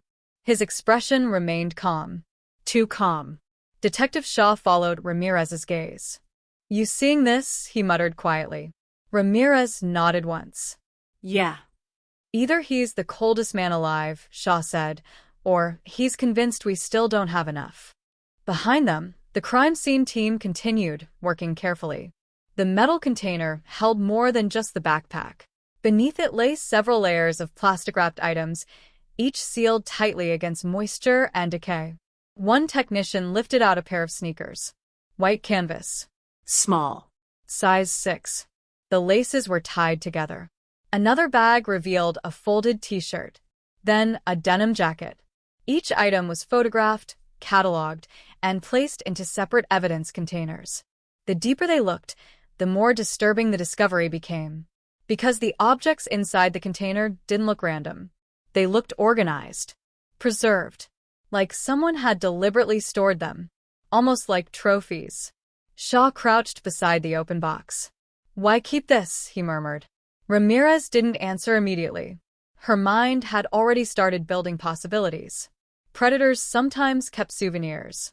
Something to relive the moment. Something to remember the control. But there was something else unsettling about the container. There were no bones. No remains. No sign of Emily herself. Just her belongings. And that meant one terrifying possibility. Her body was somewhere else. The news spread through the neighborhood in minutes. Phones came out. Whispers moved through the crowd gathered behind the police tape. They found her stuff. In his yard. Mercer's yard. For many residents, the name had always carried an uneasy weight. People remembered how quiet he was, how he kept to himself, how he rarely spoke more than a few polite words. Now, watching detectives pull Emily's belongings from the ground behind his house, those old memories twisted into something darker. Across the yard, Mercer shifted slightly on the porch. He was still watching, but now his jaw had tightened. Just slightly. Detective Ramirez noticed. And for the first time that day, she walked toward him. The gravel path crunched under her boots as she approached the porch steps. Mercer didn't retreat, didn't speak. He simply waited. Ramirez stopped at the bottom of the steps. "We found something buried in your yard," she said. Mercer shrugged faintly. "You had a warrant?" "Yes." "And it belonged to Emily Carter." A long pause followed. Mercer looked past Ramirez, toward the cluster of investigators around the open hole in his yard. Then he looked back at her. "You sure about that?" he asked. "We're very sure." Mercer exhaled slowly. "Well," he said after a moment, "that's strange." Ramirez studied him carefully. "You want to explain how it got there?" Mercer shook his head. "No idea. It was buried 3 feet underground. Could have been there before I moved in." "You moved into this house in 1999. Mercer's eyes narrowed slightly. So Emily disappeared in 2003. Another silence. Mercer rubbed the back of his neck. "Look," he said calmly, "I don't know what you think you found, but I didn't bury anything in my yard." Ramirez held his gaze. "You've lived here 24 years. Yep. You're telling me someone snuck into your backyard, dug a hole, buried a metal container, and you never noticed?" Mercer gave a small, almost amused smile. "People do weird things." Ramirez watched his face closely. Still calm. Still controlled. But the cracks were starting to show. "Daniel," she said quietly, "we also found your DNA at the corner where Emily disappeared." Mercer said nothing. "And now we've found her belongings buried behind her house." Still nothing. You want to keep telling me this is all coincidence? Mercer leaned against the porch railing. You know what I think, he said. Ramirez didn't respond. I think you people have been staring at that case for 20 years, Mercer continued. And now you're desperate to pin it on someone. You think we buried that box ourselves? Mercer shrugged. I think you're looking for a villain. Ramirez felt a flicker of anger rise in her chest, but her voice remained steady. Daniel, a 16-year-old girl, disappeared 20 years ago. I know. Her family has spent 2 decades not knowing what happened to her. Mercer looked toward the street again. Then he sighed. Not my problem. The words hung in the air like ice. Ramirez turned without another word and walked back toward the excavation site. Behind her, Mercer remained on the porch, watching. But something had changed now, because the discovery in his yard had shifted the entire investigation. Before today, Mercer had only been a person of interest. Now he was the center of it. And detectives weren't finished digging. As the sun lowered toward the horizon, the excavation continued. Technicians expanded the hole around the container. Ground-penetrating radar had shown more disturbances nearby. Fresh scanning began. The device rolled slowly across the soil. Ramirez and Shaw stood beside the technician, staring at the monitor. For several minutes, the screen showed nothing unusual. Then another shape appeared. Smaller, but unmistakably man-made. Another buried object, 3 feet deeper, directly beneath where the metal container had been found. Shaw felt his pulse quicken. You seeing that? He whispered. The technician nodded. Something's down there. Ramirez looked toward Mercer's porch again. He was still watching, but now his arms were folded tighter, his posture rigid, as if he suddenly understood exactly what investigators might find next. Shovels returned to the soil. Carefully. Slowly. The hole deepened. 4 feet. 5. 6. And then the smell began. Faint. Earthy. But unmistakable to anyone who had worked enough crime scenes. The smell of decay trapped in the ground for far too long. One of the technicians froze. Ramirez stepped closer. Easy, she said. The shovel scraped against something solid. Not metal this time. Something brittle. Something pale beneath the dark soil. The technician brushed the dirt away with trembling hands. A curved shape emerged slowly from the earth. Smooth. Bone-colored. And horrifyingly familiar. The edge of a human skull. The entire backyard fell silent. Even the crowd beyond the police tape seemed to sense what had just happened. Detective Shaw swallowed hard. 20 years of mystery. 20 years of questions. And now the ground beneath Daniel Mercer's property was finally beginning to give up its darkest secret. Behind them, on the porch, Daniel Mercer had stopped watching the excavation. He was staring at the ground, as if he already knew exactly what the investigators were about to uncover next. The moment the first piece of bone appeared beneath the soil, time seemed to slow across the entire backyard. No one spoke. No one moved. The curved edge of the skull rested partially exposed in the dirt, pale against the dark earth that had hidden it for 2 decades. For a moment, the only sound was the faint hum of cicadas somewhere beyond the trees and the quiet clicking of a camera as a crime scene technician began documenting the discovery. Detective Laura Ramirez felt the weight of the moment settle in her chest. 20 years. 20 years of searching. 20 years of questions that had never been answered. And now the ground beneath Daniel Mercer's backyard had finally begun to tell the truth. Stop digging, Ramirez said quietly. The technician immediately pulled back the shovel. This part required patience. Every inch of soil had to be removed carefully now, using brushes and small tools, preserving the scene exactly as it had been buried in 2003. The team shifted into forensic recovery mode. Gloved hands moved slowly through the dirt, clearing away the soil surrounding the exposed bone. With each gentle movement, more of the skull emerged. Eye socket. Cheekbone. The delicate ridge of a jaw. There was no longer any doubt.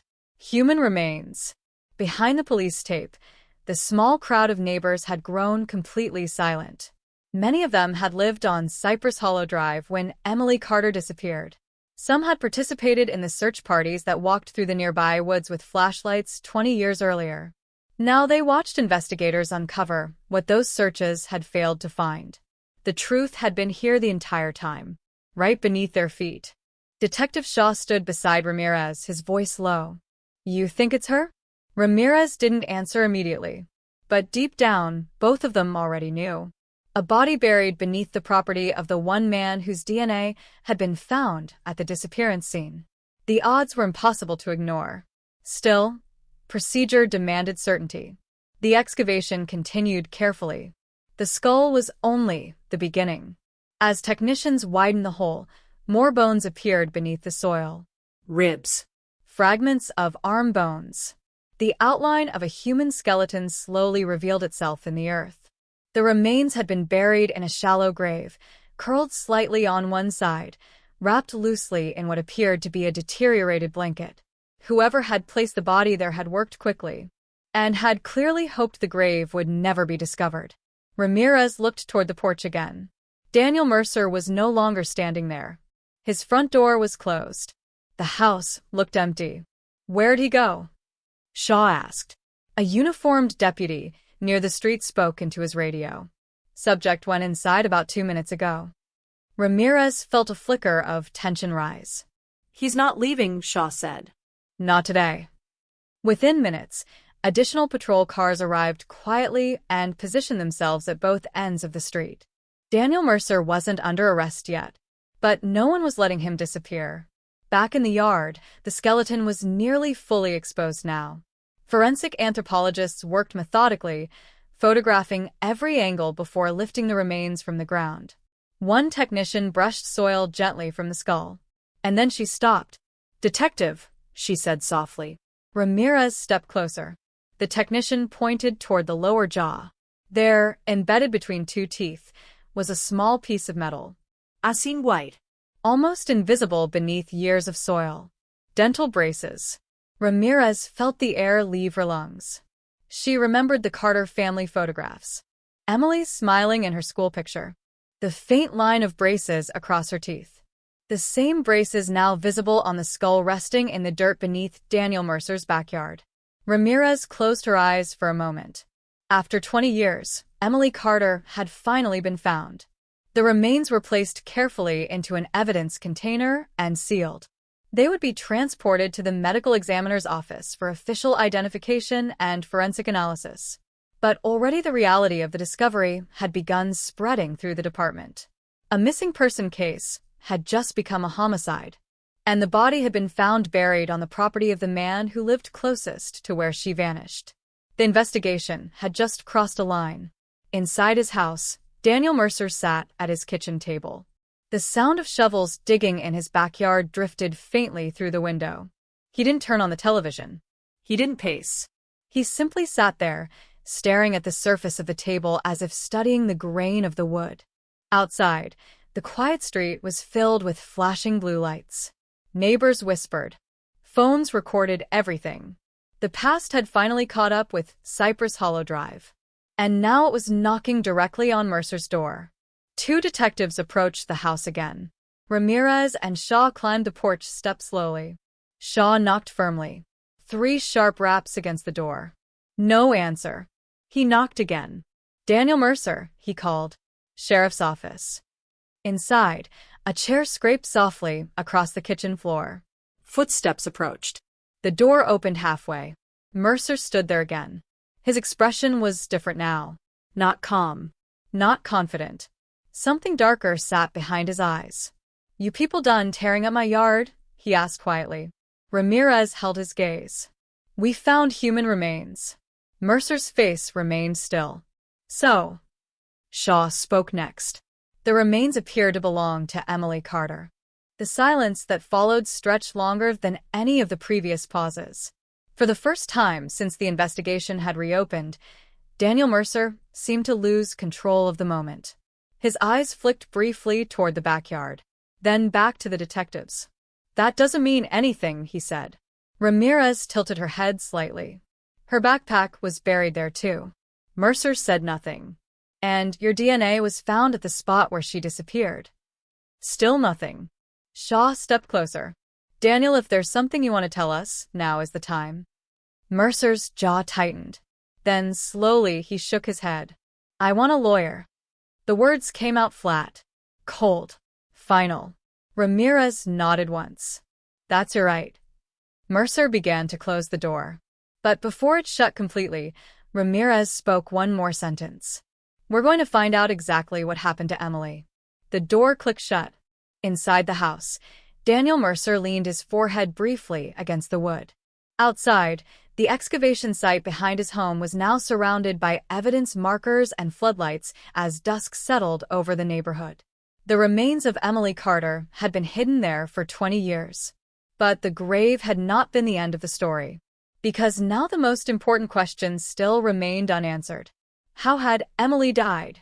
The answer to that question would determine everything.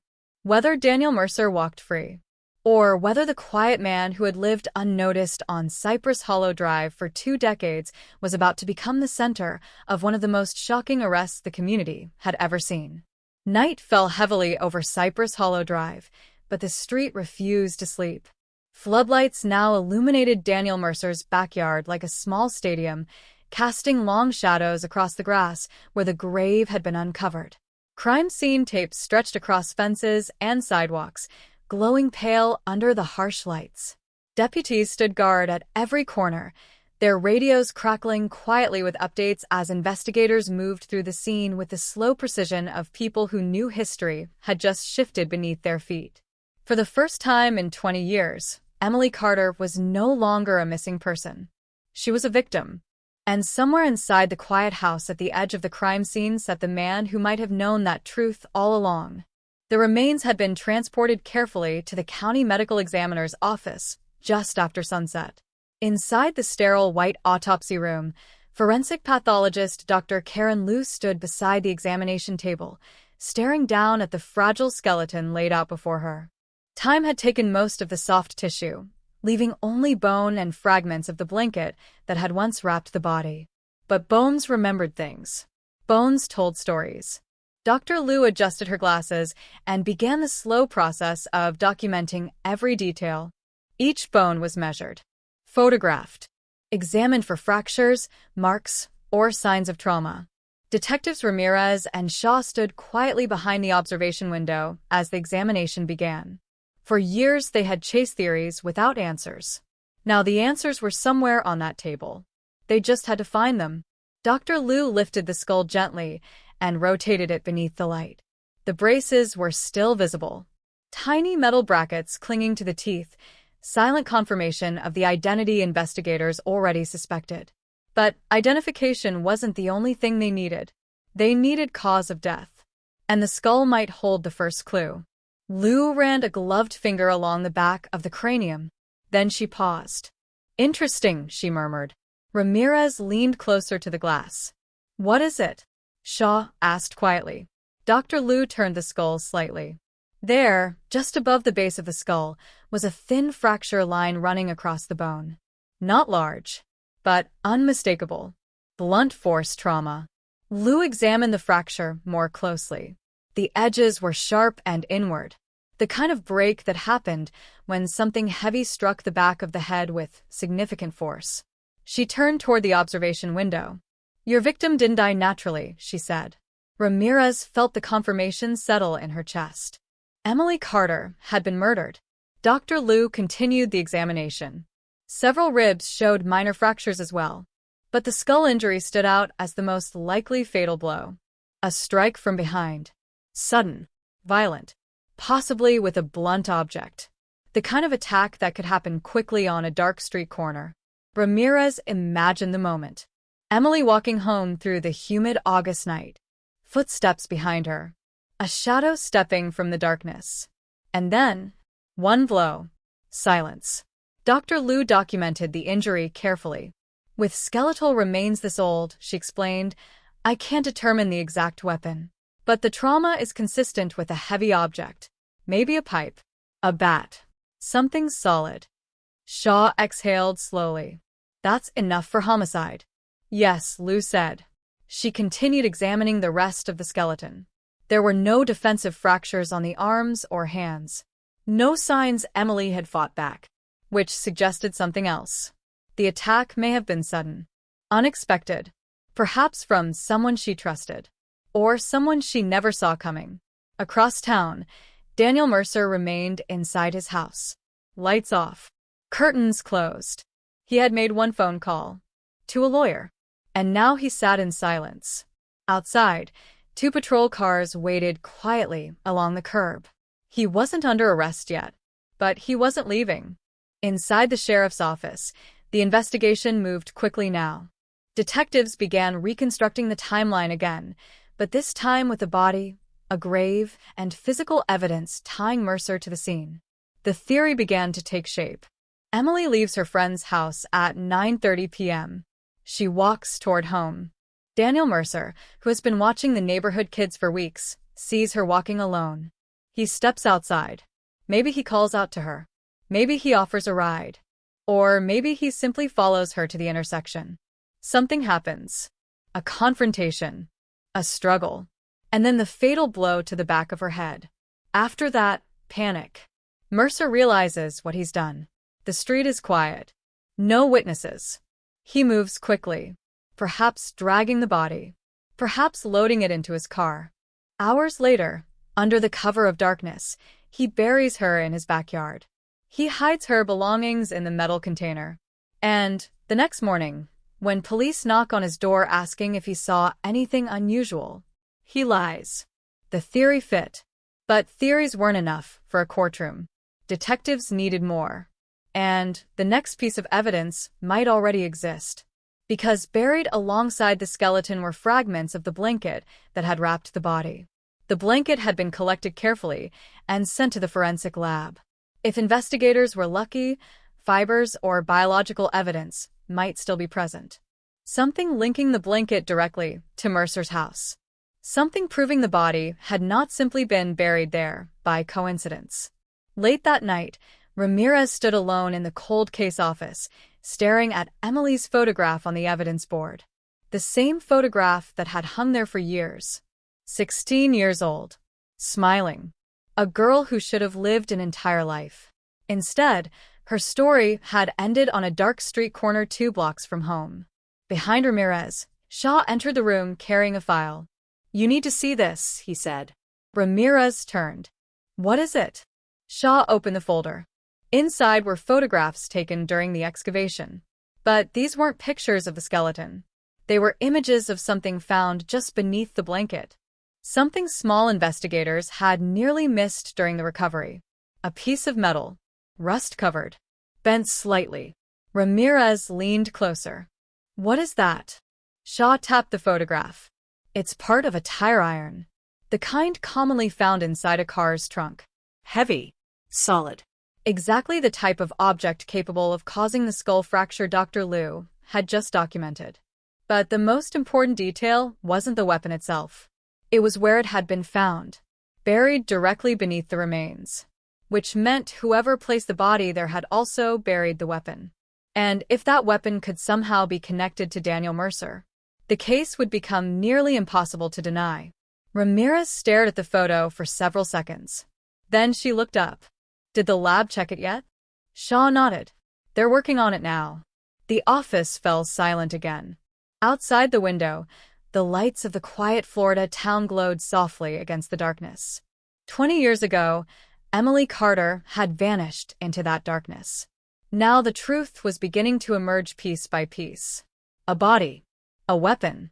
A grave in the backyard of the man who claimed he had seen nothing. And somewhere in the growing mountain of evidence, the final thread was waiting to be pulled. The thread that would determine whether Daniel Mercer had managed to hide a murder for 20 years, or whether the quiet life he had built on Cypress Hollow Drive was about to collapse forever. The evidence locker at the county forensic lab had rarely held something with this much weight. On a stainless steel examination table, sealed inside a transparent evidence bag, lay the rusted fragment of metal recovered from beneath Emily Carter's remains.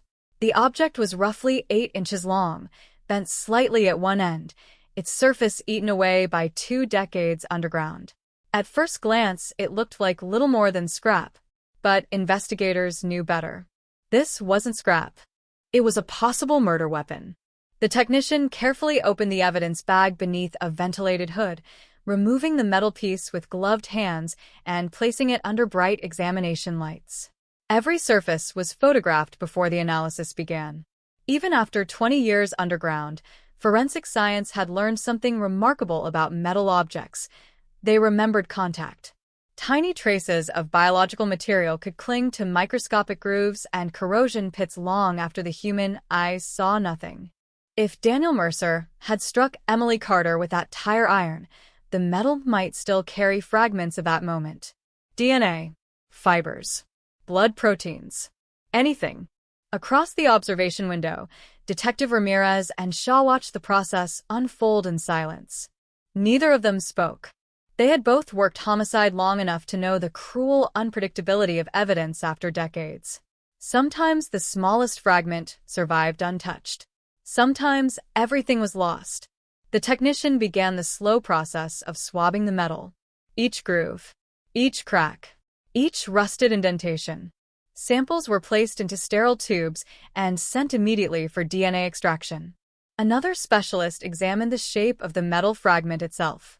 The break point suggested it had snapped from a longer tire iron, likely under significant force.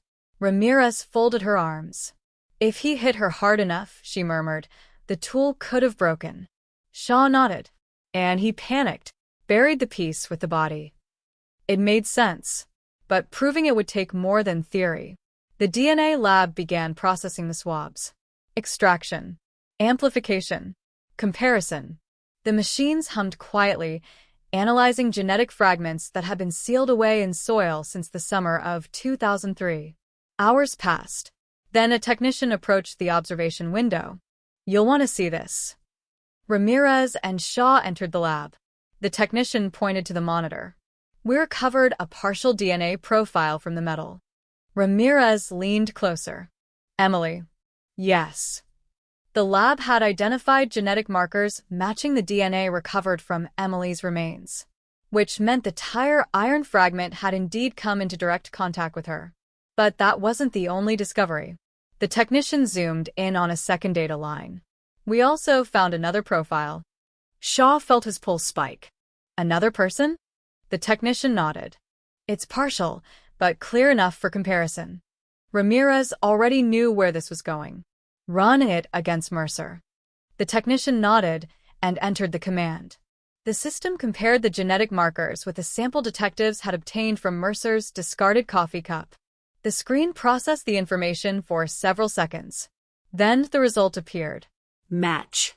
Daniel Mercer's DNA was on the tire iron fragment buried beneath Emily Carter's body. The room fell silent. For 20 years, Mercer had insisted he had nothing to do with the disappearance. Now investigators had 3 pieces of evidence tying him directly to the crime. His DNA at the disappearance site, Emily's belongings buried in his yard, and now his DNA on the weapon used to fracture her skull. Ramirez looked at Shaw. That's it. Shaw nodded slowly. Yeah. This is the moment. Because in homicide investigations, there came a point when suspicion turned into certainty, and certainty turned into an arrest. Across town, Daniel Mercer had spent most of the day inside his house. But as evening approached, something changed. He stepped outside for the first time since the excavation began. The flashing police lights were gone now. The crime scene team had finished their work, but the scars remained.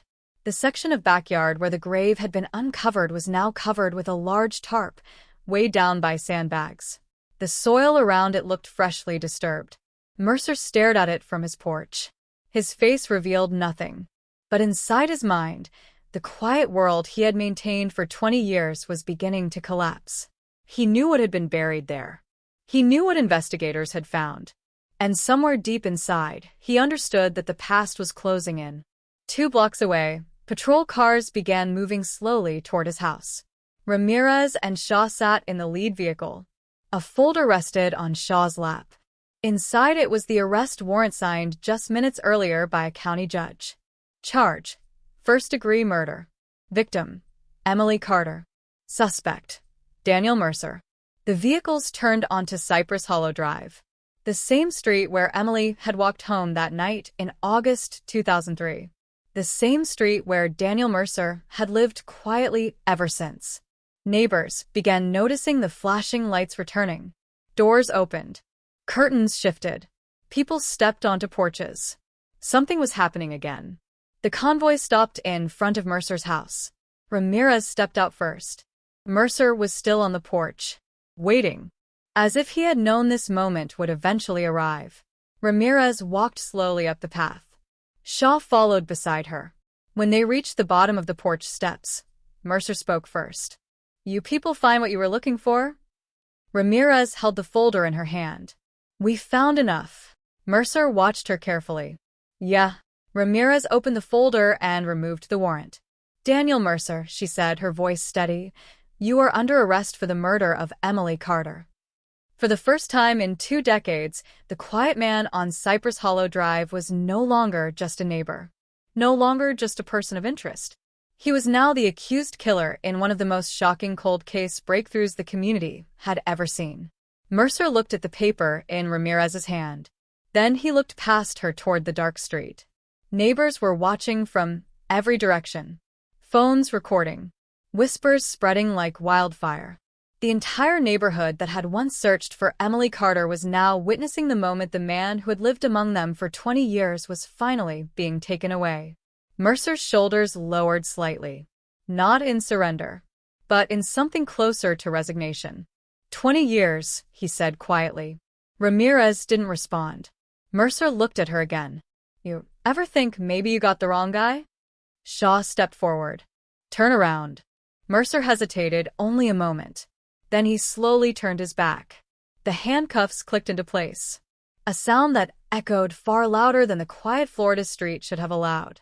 And as deputies guided Daniel Mercer down the porch steps and toward the waiting patrol car, the mystery that had haunted Cypress Hollow Drive for 2 decades was finally reaching its breaking point. But the final truth of what happened that night in 2003, the exact moment Emily Carter's life ended, still remained locked inside the mind of the man now sitting in the back of a police cruiser. And whether he would ever reveal it was a question the entire community was now waiting to hear. The patrol car door slammed shut with a heavy metallic thud that echoed down Cypress Hollow Drive.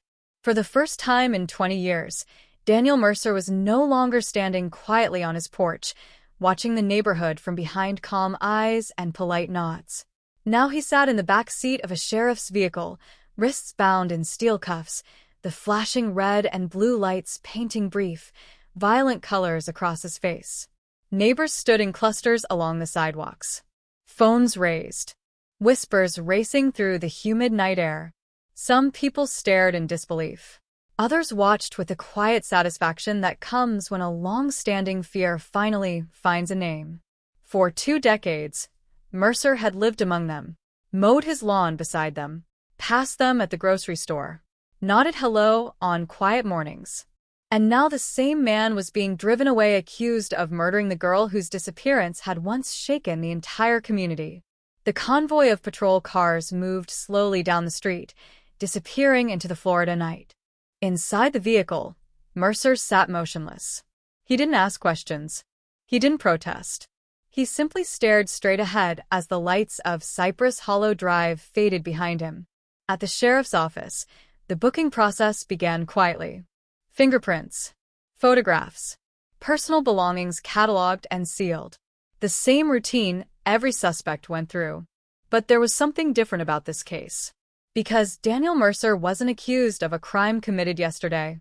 He was accused of something buried 20 years in the past. And the past, when finally uncovered, often carried a heavier weight than anyone expected. Detectives Ramirez and Shaw stood behind the observation glass as Mercer was led into the interrogation room. The room itself was simple. A metal table, 2 chairs, a camera mounted high in the corner. Mercer sat down slowly. A deputy removed the handcuffs. Then the door closed. Ramirez waited several minutes before entering. Silence had power in these moments. People left alone with their thoughts often began wrestling with them. And Daniel Mercer had 20 years of thoughts waiting. When Ramirez and Shaw finally stepped inside, Mercer didn't look surprised. He leaned back in the chair and folded his hands together. "I already told you," he said calmly. "I want a lawyer." Ramirez sat down across from him. "You'll get one," she said. Mercer nodded once. "So we're done here." Shaw remained standing against the wall. "Not quite." Mercer raised an eyebrow. "You're under arrest," Shaw continued. "But we can still talk if you're willing." Mercer smirked faintly. "You got your evidence. What do you need me for?" Ramirez placed a photograph on the table. The skull fracture. The crack along the back of Emily Carter's head. "Blunt force trauma," she said quietly. Mercer glanced at the photo, then looked away. Another photograph followed. The rusted fragment of the tire iron, with your DNA on it. Mercer's jaw tightened slightly, but he said nothing. Then Ramirez placed one more image on the table. Emily's pink backpack, covered in soil, recovered from the metal container in Mercer's yard. The room fell silent. For several seconds, Mercer simply stared at the photographs. Then he leaned back again. "You're building a story," he said. "It's the truth," Ramirez replied. "You weren't there," Mercer said calmly. Shaw stepped forward. "But you were." Mercer shook his head slowly. "No." Ramirez watched him carefully. Some suspects cracked under pressure. Others dug deeper into denial. But Mercer didn't look like a man panicking. He looked like someone who had rehearsed this moment many times. Which made sense, because if he had committed the crime investigators believed he had spent 20 years preparing to defend it. "You know what's funny?" Mercer said suddenly. Ramirez remained silent. "You people think digging up bones gives you answers." Shaw crossed his arms. "It gives us the truth." Mercer laughed quietly. "No. It gives you a puzzle." He leaned forward slightly now, his voice low. "And puzzles don't always mean what you think they mean."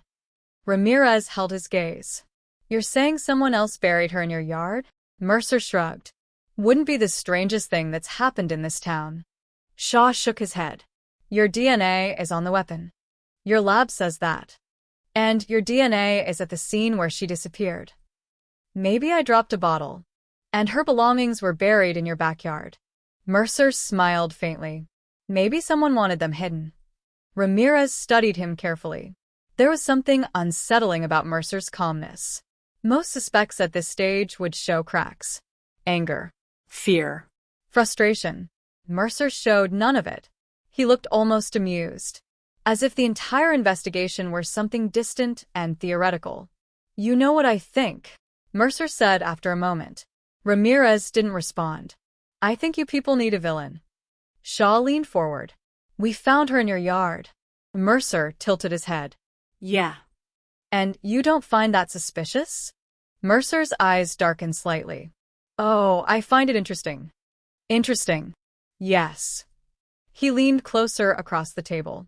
"Because if I really killed that girl, why would I bury her where I live?" The question hung in the air. It was the first real challenge Mercer had thrown at them. And Ramirez understood exactly what he was doing. Planting doubt. Creating uncertainty. Jurors sometimes struggled with that exact question. Why would a killer hide a body so close to home? It seemed reckless. Almost foolish. But detectives had seen it before. Again and again. Because sometimes killers believed the safest hiding place was the one no one would suspect. Their own backyard. Ramirez slid another photograph across the table. This one showed the excavation site. The grave. The blanket.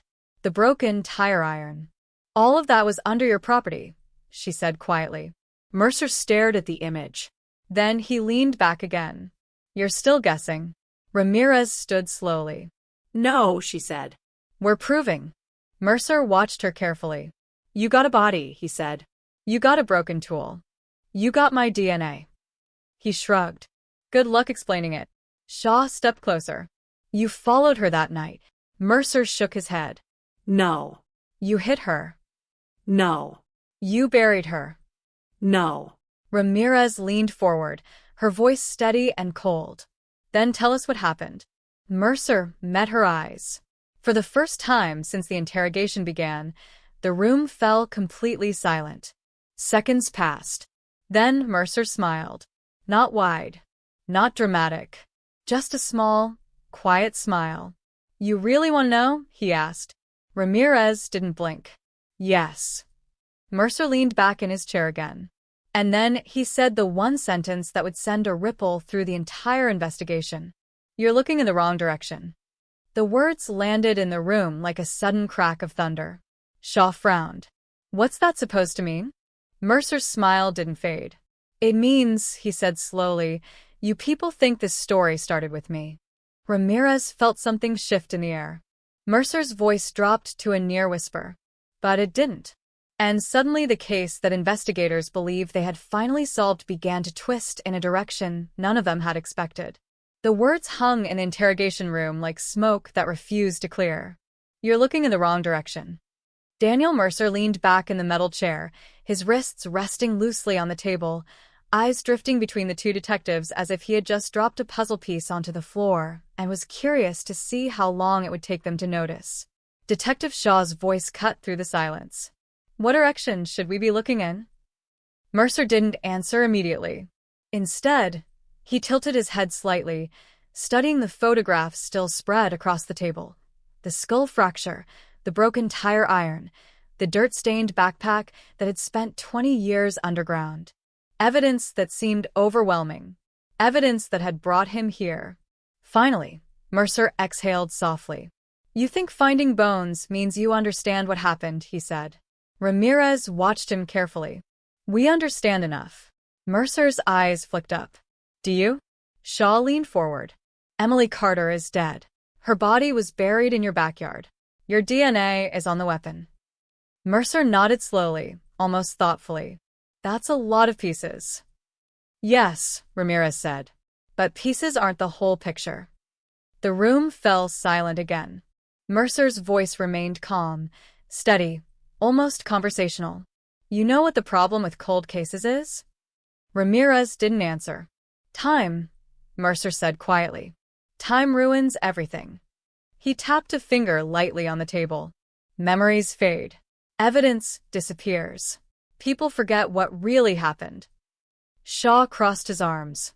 But some things don't disappear. Mercer gave a faint smile. Sometimes they do. Ramirez leaned forward now. You want to explain what you meant? Mercer studied her face for a long moment. And then, slowly, he began to speak. August 14th, 2003, he said. Hot night. Humid. I remember that much. Shaw's eyes narrowed. You remember the night pretty clearly for someone who said they were just watching TV. Mercer ignored the comment. I stepped outside around 10. Needed some air. Ramirez didn't interrupt. I walked down the street, Mercer continued, toward the intersection. Shaw glanced at Ramirez. Mercer had just admitted leaving the house that night. The first real shift in his story.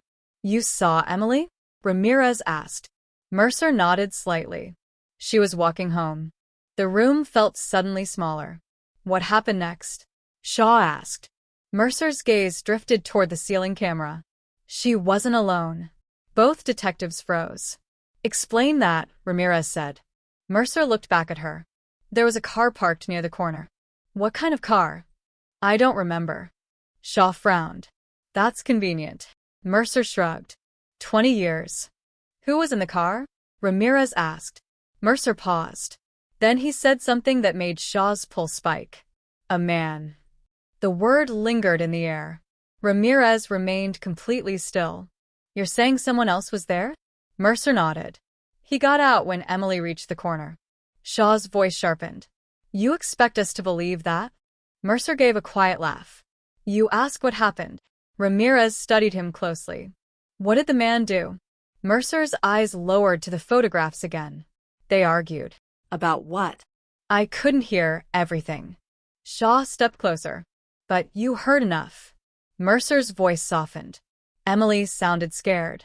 The silence that followed stretched painfully long. You didn't call the police, Ramirez said. No. You didn't try to help her. No. Why? Mercer shrugged faintly. Didn't think it was my business. Shaw slammed a hand lightly on the table. A 16-year-old girl is arguing with a man in the street and you just walk away? Mercer looked up slowly.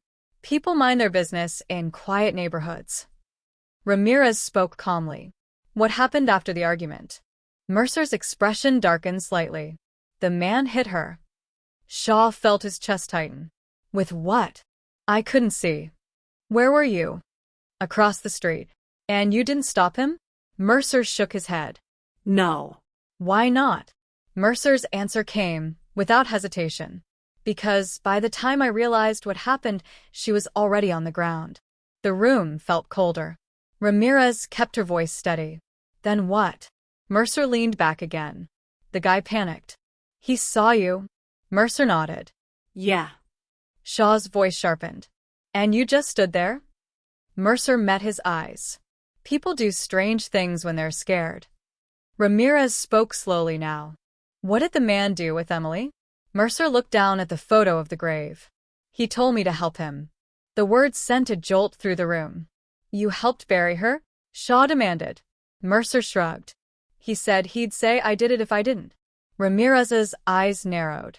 So your story is that a stranger murdered Emily Carter and then forced you to hide the body in your own yard?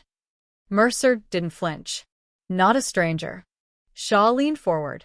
Then who? Mercer remained silent. Seconds passed. Then a minute. Ramirez spoke again. You're already facing a murder charge. Mercer's eyes lifted slowly. You want us to believe this story, she said. Then give us a name.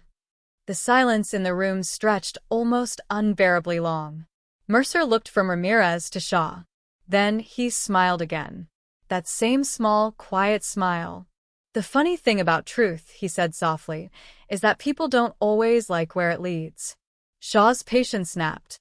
Name him. Mercer leaned back in his chair, folding his arms calmly. You already know him. Ramirez felt a chill creep along her spine. What are you talking about? Mercer's eyes locked onto hers. The man who killed Emily Carter, he said quietly, was someone this town trusted. The words dropped into the room like a stone into deep water, ripples spreading outward. Shaw stared at him. Who? Mercer's smile faded slightly now. Ask yourself something first, he said. If I really killed her. He gestured toward the photographs of the grave. Why would I keep everything? The question lingered in the silence. Because Mercer was right about one thing. Keeping the victim's belongings. Burying the body in his own yard. Leaving the weapon with the remains. It didn't look like the actions of a careful killer. It looked like something else. Something rushed. Something desperate. Ramirez felt a slow, unsettling thought beginning to form. What's his name? She asked again. Mercer leaned forward slightly. His voice dropped almost to a whisper. You should start, he said, with the man who helped search for her. And suddenly the investigation that had seemed finished only hours earlier felt like it had just opened an entirely new door. The interrogation room fell into a silence, so deep it seemed to swallow the air itself. You should start with the man who helped search for her. Daniel Mercer's words lingered in the space between the three people in the room, heavy and unsettling. Detective Shaw stared at him. Everyone helped search for her, he said sharply. Mercer shrugged. Not like this guy. Ramirez didn't look away from Mercer's face. You're saying the killer was part of the search parties? Mercer's eyes flicked briefly toward the photographs on the table again. Emily's backpack, the grave, the broken tire iron. Front row, he said quietly. Shaw leaned forward, his patience wearing thin. Enough riddles. Name him. Mercer rubbed his wrists slowly, where the cuffs had been. Then he sighed. You ever notice something strange about small towns? He said. Ramirez didn't respond. The same people who show up to help are the same ones nobody ever suspects. Shaw slammed his hand lightly against the table. Name him. Mercer looked up again. For a moment, the calm mask he had worn for the last hour seemed to crack ever so slightly. Then he said a name that made both detectives freeze, because they recognized it instantly. Not as a stranger, not as a drifter, but as someone who had stood beside them years earlier while the town searched for a missing girl. A man named Thomas Hale. The name hung in the room like an explosion that no one had heard yet. Shaw blinked. That's impossible. Mercer didn't react. Ramirez spoke slowly. Thomas Hale was a volunteer firefighter. Yeah. He helped coordinate the search teams. Yep. Shaw shook his head. You're lying. Mercer tilted his head. Why would I lie about that? Ramirez felt something tighten in her chest. She remembered the old case files, the search photographs, dozens of volunteers walking through the woods with flashlights. And somewhere in those photographs, a tall man wearing a firefighter's jacket. Thomas Hale. He died 8 years ago, Shaw said. Mercer nodded. I know. Ramirez's voice stayed steady. You expect us to believe a dead man killed Emily Carter? Mercer leaned forward again. I'm telling you what I saw. Shaw paced once across the room. Let's say for a second we believe you, he said. Why would he force you to bury the body in your yard? Mercer looked down at the table. Because I saw his face. And that scared you? Yes. You could have gone to the police. Mercer laughed softly. You really believe that? Shaw stopped pacing. Why not? Mercer looked up again. Because Hale wasn't just some guy in town. Ramirez already knew the answer before Mercer said it. He was respected, Mercer continued. Hero type. Volunteer firefighter. Led the search parties. He tapped a finger lightly against the table. You think anyone would have believed me? Shaw didn't answer. Because the uncomfortable truth was, maybe they wouldn't have. Small towns protected their heroes. Especially when the alternative meant admitting one of them had committed something monstrous. Ramirez leaned forward slowly. You're telling us Hale killed Emily, then forced you to help bury her. Mercer nodded once. And the tire iron? Hale's. Then why is your DNA on it? Mercer shrugged. Because I touched it. Silence filled the room again. For a long moment no one spoke. Ramirez studied Mercer's face carefully. There were two possibilities now. Either Mercer was spinning a desperate lie to shift blame onto a dead man. Or something about this case had been wrong from the beginning. Shaw finally spoke again. If Hale killed her, he said slowly, why keep her belongings? Mercer's answer came instantly. I didn't keep them. Ramirez's eyes narrowed. Then who did? Mercer looked directly at her. Hale. Shaw scoffed. You're telling us he buried trophies in your yard? Mercer nodded. He came back later. Why? Because he knew I wouldn't say anything. Ramirez folded her arms. And you let him? Mercer's voice lowered. He reminded me what would happen if I talked. The room grew quiet again. Because Mercer's story had a strange logic to it. But it also had enormous holes. If Thomas Hale really had been involved, why had there never been a single hint of suspicion in the case files? Why had Mercer never mentioned him before? And, most importantly, why would Hale risk returning to the burial site? Ramirez asked the question that had been forming in her mind since Mercer said the name. Why now? Mercer blinked. You kept quiet for 20 years, she continued. Why start talking tonight? Mercer looked down at his hands again. When he spoke, his voice had changed. It was quieter, less confident. Because he's dead. Shaw stared at him. That's convenient. Mercer shook his head slowly. No. He looked back up at Ramirez. It's the only reason I'm still alive. The words landed heavily. Ramirez remained silent for several seconds. Then she gathered the photographs from the table and stood. We'll verify everything you just said, she told him. Mercer didn't respond. As Ramirez walked toward the door, Mercer spoke one last time. You're going to find something. Ramirez stopped. What? Mercer's voice was almost a whisper now. In the old search records. Shaw frowned. What records? Mercer looked straight ahead. The night she disappeared, Hale's truck was parked at the intersection before I ever walked outside. The room went still again. Because if that detail were true, then the investigation that had finally seemed solved might still hold one final, unsettling mystery buried somewhere in its past. Ramirez opened the door. Deputies stepped in to escort Mercer back to holding. As he stood and the handcuffs clicked into place again, Mercer looked over his shoulder one last time. "You think this story ends with me," he said quietly. Ramirez didn't answer. But as the door closed and Mercer disappeared down the hallway, one thought echoed through her mind. 20 years earlier, an entire town had searched desperately for a missing girl. Flashlights in the woods. Volunteers combing the streets. A community united in fear. And somewhere inside those old photographs and reports, the real truth of that night might still be hiding in plain sight. Waiting. Just like Emily Carter had been waiting beneath the soil of Daniel Mercer's backyard for 20 long years. The next morning, Detective Ramirez arrived at the station before sunrise. The building was quiet, the fluorescent lights humming softly above the empty desks. A thin stack of dusty folders sat on her desk, the original Emily Carter investigation files pulled from archive storage overnight. 20 years of silence, sealed inside cardboard and paper. She opened the first folder. Inside were photographs from the night Emily disappeared. Search parties gathered near the edge of the woods. Neighbors standing beside police cruisers. Flashlights cutting thin beams through the darkness. Ramirez slowly spread several photos across the desk. Some faces were familiar from the old witness list. Parents, teachers, local volunteers. And then she saw him. Thomas Hale. Tall. Broad shoulders. Wearing a firefighter jacket with reflective stripes. Standing beside a pickup truck near the roadblock. Ramirez stared at the image for a long moment. Mercer had said Hale's truck was already parked at the intersection before he even came outside. If that was true, then Hale had arrived at the scene before anyone knew Emily was missing.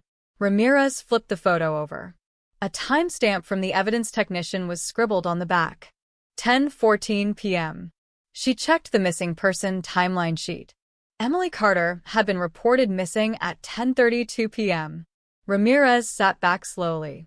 That meant Hale had been photographed at the intersection 18 minutes before the official call was even made.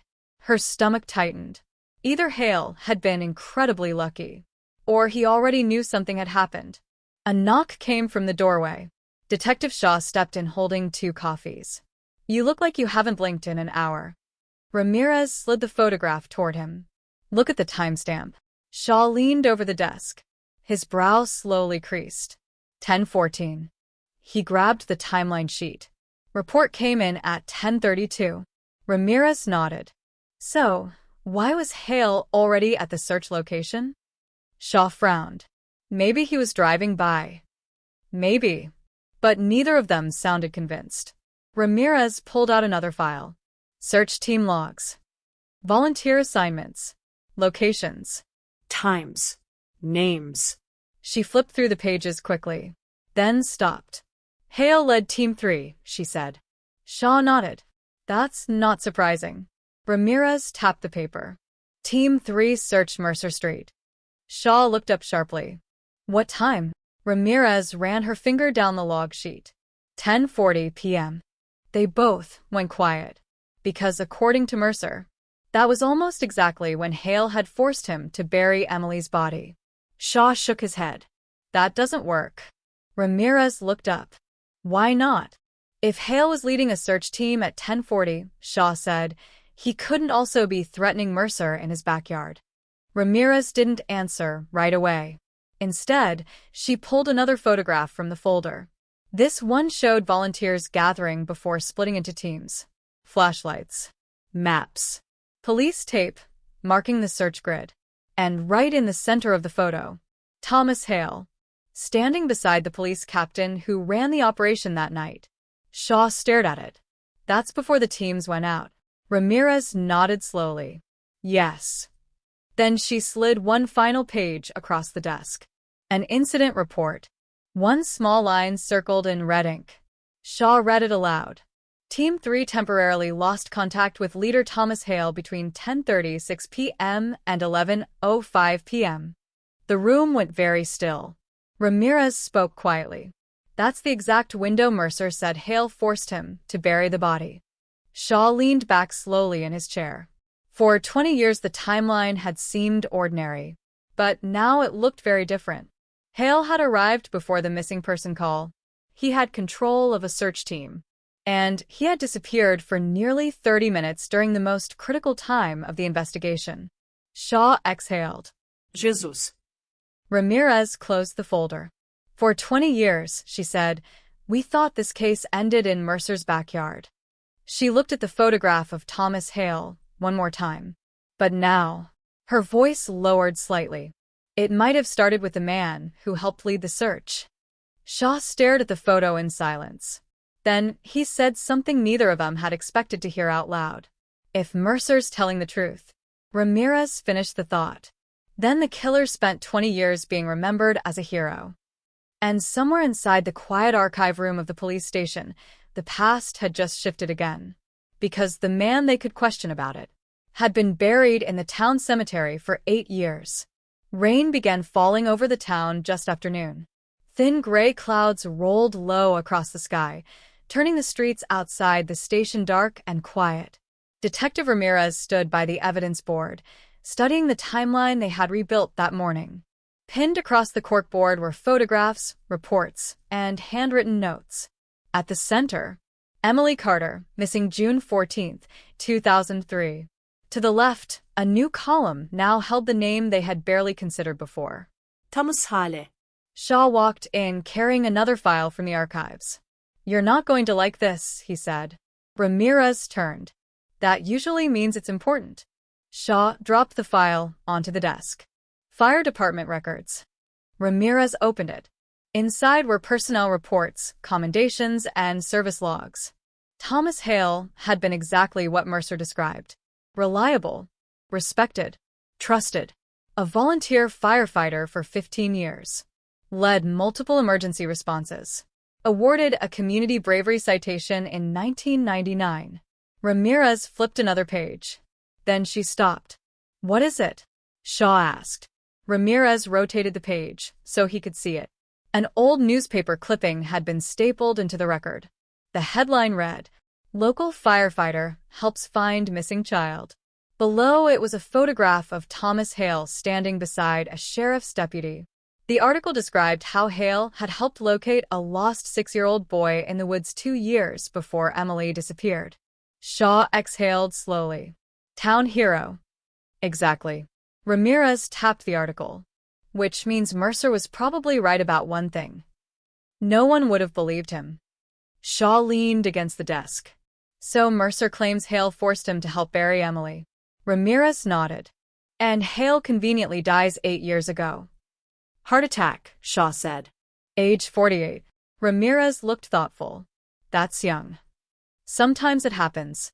Ramirez closed the file slowly. Or sometimes it doesn't. Shaw frowned. You thinking what I'm thinking? Maybe. She pulled another folder closer. The coroner's report from Hale's death. Natural causes. No autopsy requested. The town doctor had signed off within hours. Shaw rubbed his chin. You think Mercer killed him? Ramirez shook her head. No.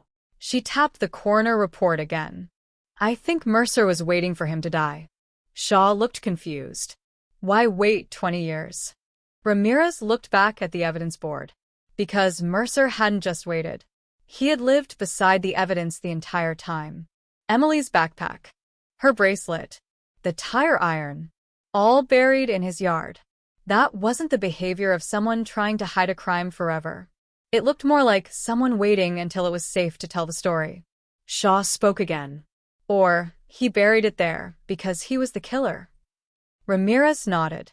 That's still the most likely explanation. She walked closer to the board.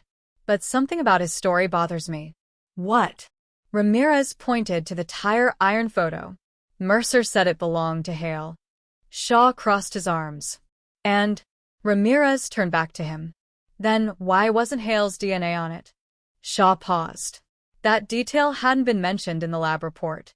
Only Mercer's DNA had been recovered. No prints, Shaw said. No skin cells. Nothing. Ramirez nodded. That means either Mercer cleaned it, or Hale never touched it, Shaw finished. Silence filled the office again. Then Ramirez reached for the final file they hadn't examined yet. The search volunteer registry. Every person who joined the search that night had signed their name. Ramirez flipped slowly through the pages. Names. Addresses. Phone numbers. Some were crossed out as teams were assigned. Others had handwritten notes beside them. Then she stopped. Her eyes narrowed. Shaw. He walked over. What? Ramirez pointed to a blank line in the middle of the page, right between two signatures. There was a space where a name had clearly been erased. Not scratched out. Not crossed off. Erased. Shaw leaned closer. You think that's Hale? Ramirez shook her head slowly. No. She tapped the line above. That name belonged to Thomas Hale, and his signature was still perfectly visible. Shaw's voice dropped. So, whose name was removed? Ramirez carefully lifted the page under the desk lamp. The pressure marks from the erased writing were faint, but still visible.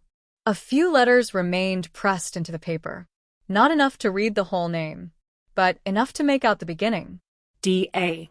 Ramirez felt a sudden chill run through her, because there was only one person connected to this case whose name began like that.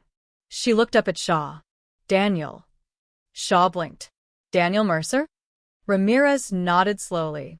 If Mercer helped search that night, then why would his name be erased from the volunteer list? Shaw finished. Neither of them spoke for several seconds, because the timeline they had built was beginning to twist again.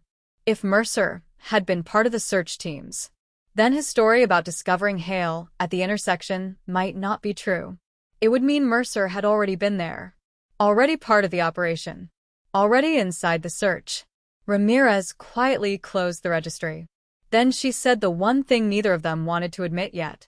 We may have been asking the wrong question. Shaw looked at her. What question? Ramirez's voice was steady. Not whether Mercer is lying.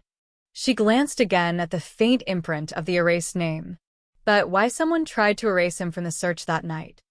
And suddenly the past felt even darker than it had just an hour ago. The rain had turned heavier by the time Ramirez and Shaw returned to the interrogation wing. Water ran in thin lines down the windows, turning the outside world into a blur of gray. Daniel Mercer sat exactly where they had left him, hands folded, eyes calm, almost patient, as if he had been expecting them to come back with more questions. Shaw placed the volunteer registry on the table. Mercer glanced down at it briefly, then back up. You found something, he said. Ramirez didn't sit yet. She slid the page across the table. Recognize this? Mercer studied it for a moment, then nodded. Search sign-in sheet. Yes. Ramirez tapped the blank space in the middle. Someone erased a name. Mercer didn't react. Looks like it. Shaw leaned forward. We enhanced the paper under a lamp. Mercer stayed quiet. Ramirez spoke slowly. The indentation spells D.A. Mercer. For the first time since the interrogation began, Mercer blinked. Just once. You were there that night, Ramirez said. Mercer leaned back slightly in his chair. I told you I was outside. That's not the same thing. Ramirez slid another document forward. You signed into the official search team. Mercer looked at the page again, then sighed quietly. I guess someone forgot to erase it properly. Shaw's jaw tightened. So you admit it. Mercer didn't answer directly. Instead, he said something else. That night was chaos. People came and went. Ramirez sat down now. But your name didn't just disappear by accident. Mercer tilted his head. Maybe I erased it. Shaw stared at him. Why would you do that? Mercer rubbed his hands slowly together. Because I didn't want anyone remembering I was there. The room fell quiet. Ramirez asked the obvious question. Why? Mercer looked at her calmly. Because it's easier to blame someone who wasn't around. Shaw's voice sharpened. You mean Thomas Hale? Mercer shrugged. Ramirez watched him carefully. You just admitted you removed your own name from the search list. Mercer nodded slightly. That's right. So your story about standing outside your house when Hale arrived. Still true, Mercer interrupted. Shaw slammed his palm lightly against the table. Stop playing games. Mercer's calm expression returned. I'm not playing. Ramirez leaned forward. Then explain this. She slid the timeline sheet in front of him. You signed into the search team at 10:18 p.m. Mercer glanced down. Okay. Hale's photographed at the intersection at 10:14. Mercer didn't react. And Emily's disappearance wasn't reported until 10:32. Mercer looked back up at Ramirez. So, Ramirez's voice dropped. So, how did both of you show up to a search that hadn't been reported yet? For the first time in the interrogation, Mercer didn't answer immediately. The silence stretched. 10 seconds. 15. 20. Shaw leaned closer. That's what we can't figure out. Mercer finally spoke. Maybe people heard things. Rumors travel fast. Ramirez shook her head. No. She slid a final photograph onto the table. The same one she had studied that morning. The intersection.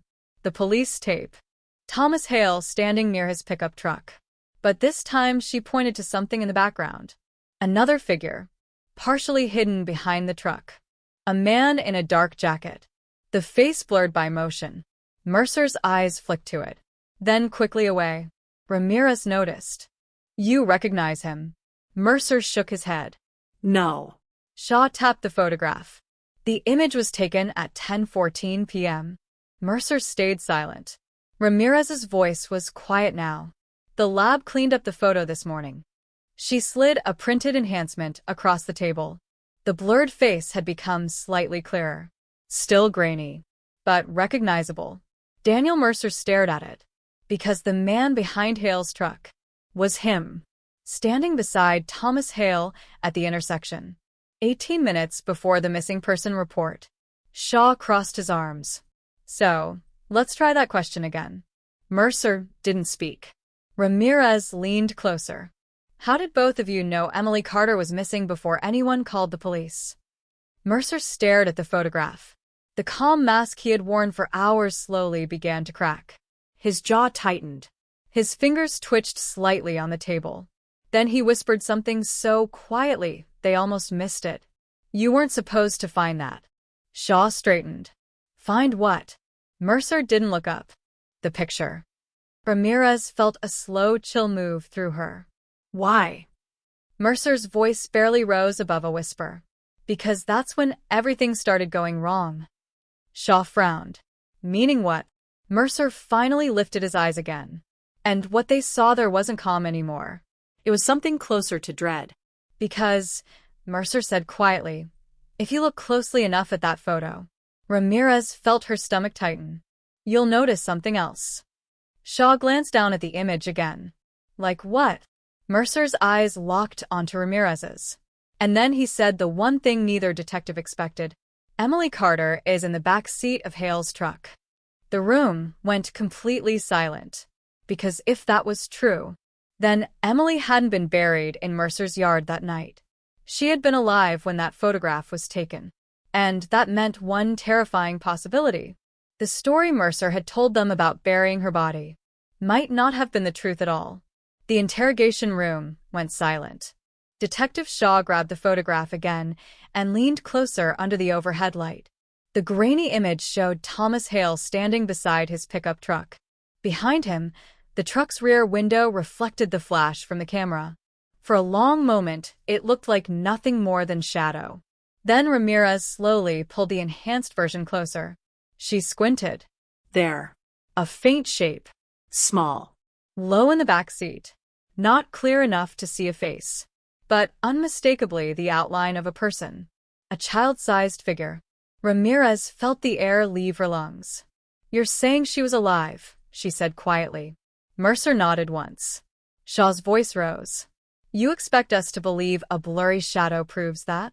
Mercer didn't argue. It proved she wasn't in the ground yet. Shaw slammed the photo back on the table. Then why did you say you buried her? Mercer rubbed his forehead slowly. Because that's the part everyone already believed. Ramirez stared at him. So the grave in your yard was real, Mercer interrupted. But it didn't happen that night. The room fell still again. Shaw blinked. What? Mercer looked at both detectives. His voice was quieter now. Tired. I buried her 2 days later. Ramirez's heart began to pound. You just told us Hale forced you to bury her that night. Mercer nodded. I lied. Shaw stood abruptly. You've been lying for hours. Mercer didn't deny it. Some lies are easier than the truth. Ramirez leaned forward slowly, then started telling the truth. Mercer stared at the photograph of Hale's truck. The night Emily disappeared, he said, I wasn't just outside my house. He tapped the photo. I was with Hale. Shaw's voice hardened. So, you were working together. Mercer shook his head immediately. No. Then why were you with him? Mercer swallowed. Because I saw him take her. The words hung heavy in the air. Ramirez spoke carefully. You saw Hale abduct Emily Carter? Yes. And instead of calling the police, Mercer closed his eyes briefly. I followed him. Shaw stared at him. With what? My car. Ramirez felt her stomach twist. Where did he go? Mercer opened his eyes again. To the old quarry road. That name hit Shaw instantly. The abandoned gravel pit? Mercer nodded. Ramirez's voice dropped. That place was never part of the search grid. I know. Why not? Mercer gave a bitter half-smile. Because Hale helped design the search grid. The room fell silent again. The implication was obvious. If Hale had been involved in the search planning, he could easily steer volunteers away from certain locations. Shaw exhaled slowly. So you followed him to the quarry? Yes. What happened there? Mercer stared at the table for several seconds. Then he spoke. He pulled the truck off the road and parked near the trees. Ramirez said nothing. Mercer continued. I watched from my car. His voice grew lower. He opened the back door. Ramirez's pulse quickened. Was Emily alive? Mercer nodded slowly. Yes. Shaw leaned forward. And you didn't stop him? Mercer's jaw tightened. He had the tire iron. Ramirez glanced at the evidence photo again. The same tire iron now sitting in the lab. You said he threatened you with it. Mercer nodded. He knew I was there. How? He saw my headlights. Shaw frowned. So, he walked up to your car? Yes. And then, Mercer's eyes darkened slightly. He told me if I said a word, you'd end up in the ground with her, Ramirez finished. Mercer didn't respond. But the silence was answer enough. Ramirez spoke again. What happened to Emily at the quarry? Mercer's fingers slowly curled against the tabletop. For a long time, he said quietly, I convinced myself I didn't know. Shaw's voice sharpened. But you do know. Mercer nodded. I heard it. Ramirez felt a cold knot form in her chest. He killed her there, she said. Mercer didn't look up. Yes. The room remained still for several seconds. Then Shaw asked the question that had been hanging over everything. If Hale killed her at the quarry. He leaned forward. Why did you bury her in your backyard 2 days later? Mercer looked up. Because that question had a much darker answer. And when he spoke again, his voice sounded almost hollow. Because Hale brought her back. Ramirez frowned. What? Mercer's eyes flicked toward the photograph of the truck. He came to my house 2 nights later. Shaw blinked. With the body? Mercer nodded slowly. Yes. Why? Mercer's answer came out in a whisper. Because someone had seen his truck. Ramirez froze. Where? Mercer looked directly at her. Near the quarry. Shaw crossed his arms. So he panicked. Mercer nodded. And decided to move the body. Ramirez's voice was steady. To your yard. Yes. Why your yard? Mercer gave a tired laugh. Because by then, he tapped the volunteer registry on the table. I was already part of the search. The logic was brutal. If Emily's body were found in Mercer's yard, the investigation would focus entirely on him. And Thomas Hale, the heroic firefighter leading the search, would never become a suspect. Ramirez felt the full weight of the realization settle in. For 20 years, the evidence had pointed straight at Mercer. Exactly the way Hale had intended. Shaw spoke quietly. So you took the blame. Mercer shook his head slowly. No. Ramirez watched him carefully. Then why bury her at all? Mercer looked back at the photograph. The faint shadow of Emily in the truck. Then he said something that sent a chill through the room, because she wasn't the only one in that truck that night. Ramirez's breath caught. Shaw frowned. What? Mercer's eyes slowly lifted to meet theirs. There was someone else in the back seat. The silence that followed felt heavier than anything that had come before. Because if Mercer was telling the truth, then the Emily Carter case had one more witness. A witness no one had ever searched for, and one who might still be out there,